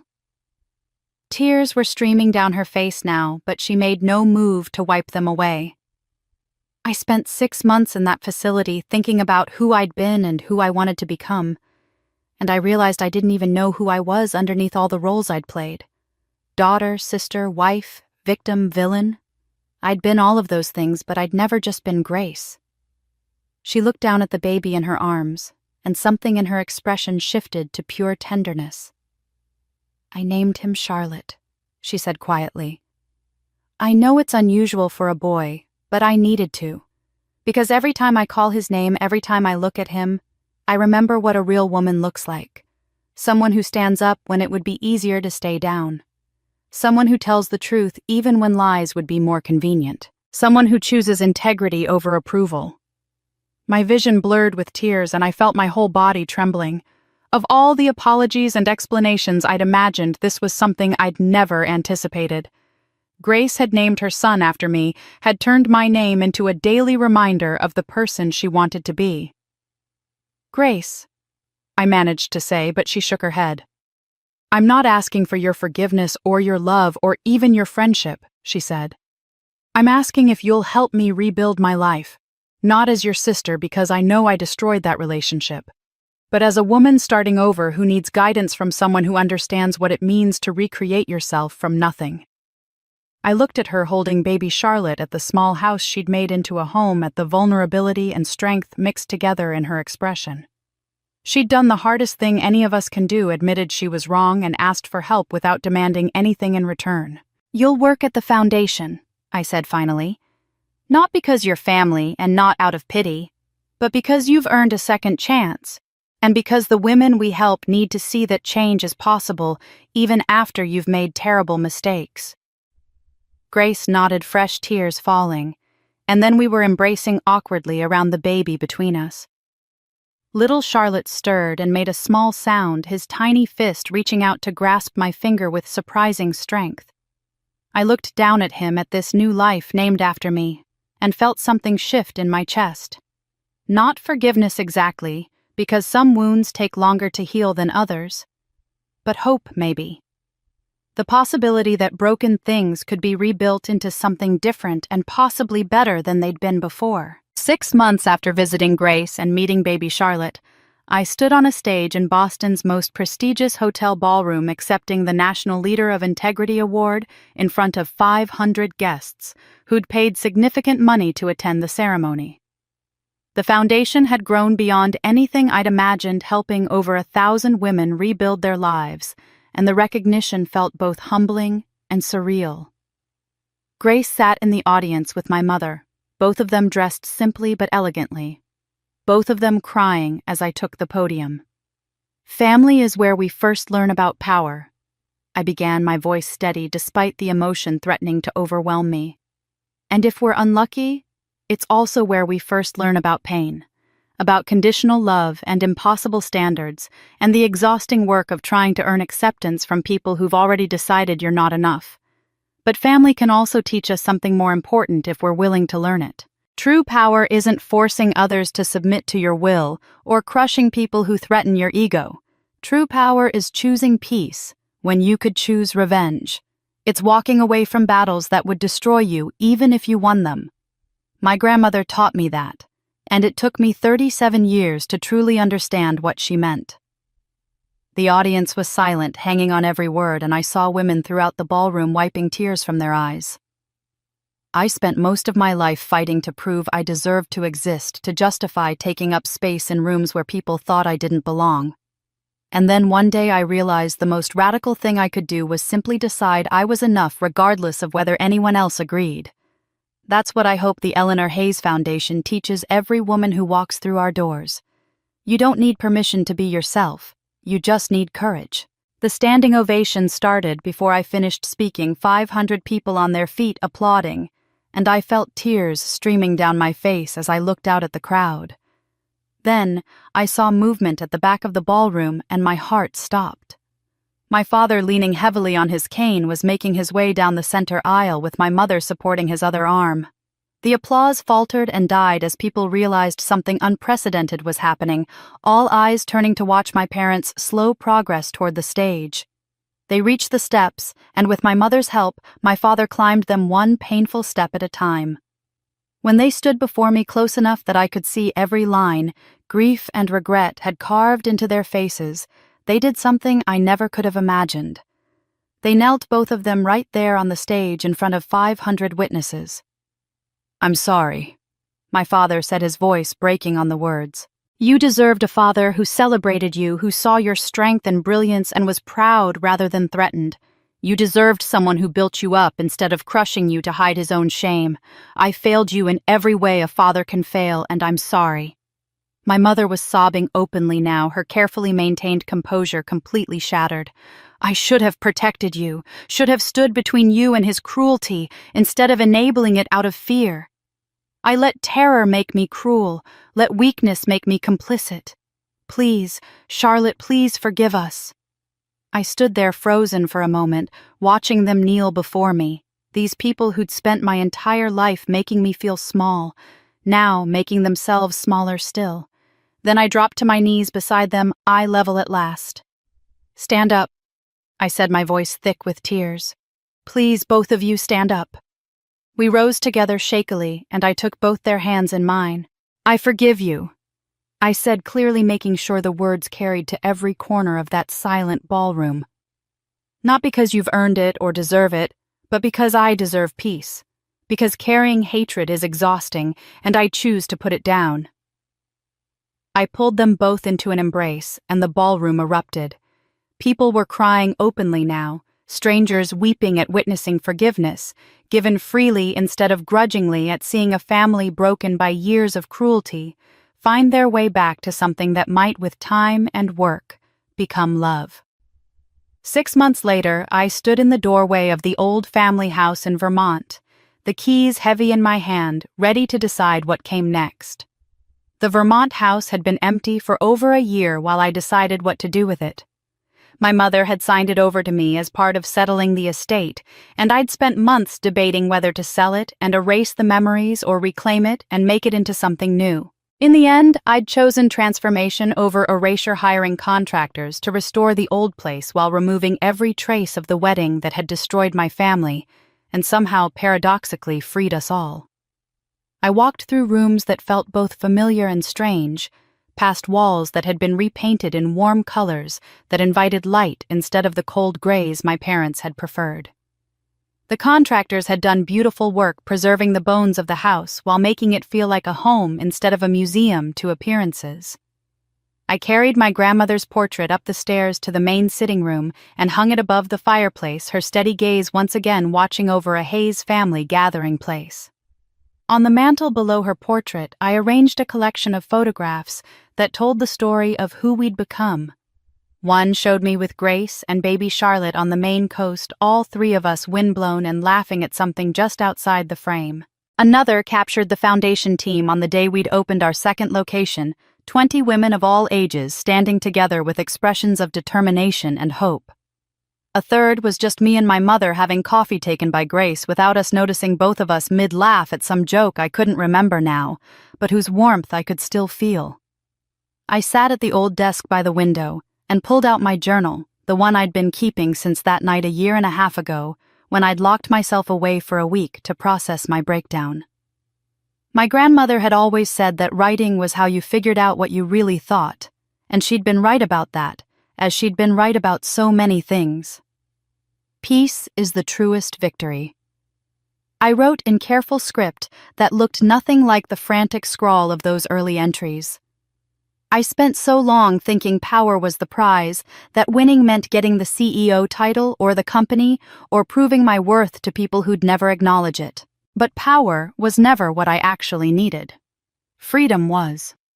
The freedom to choose my own path, to define success on my own terms, to love people who hurt me without letting that hurt define me. Grandmother knew this. That's why she built me a door instead of a throne.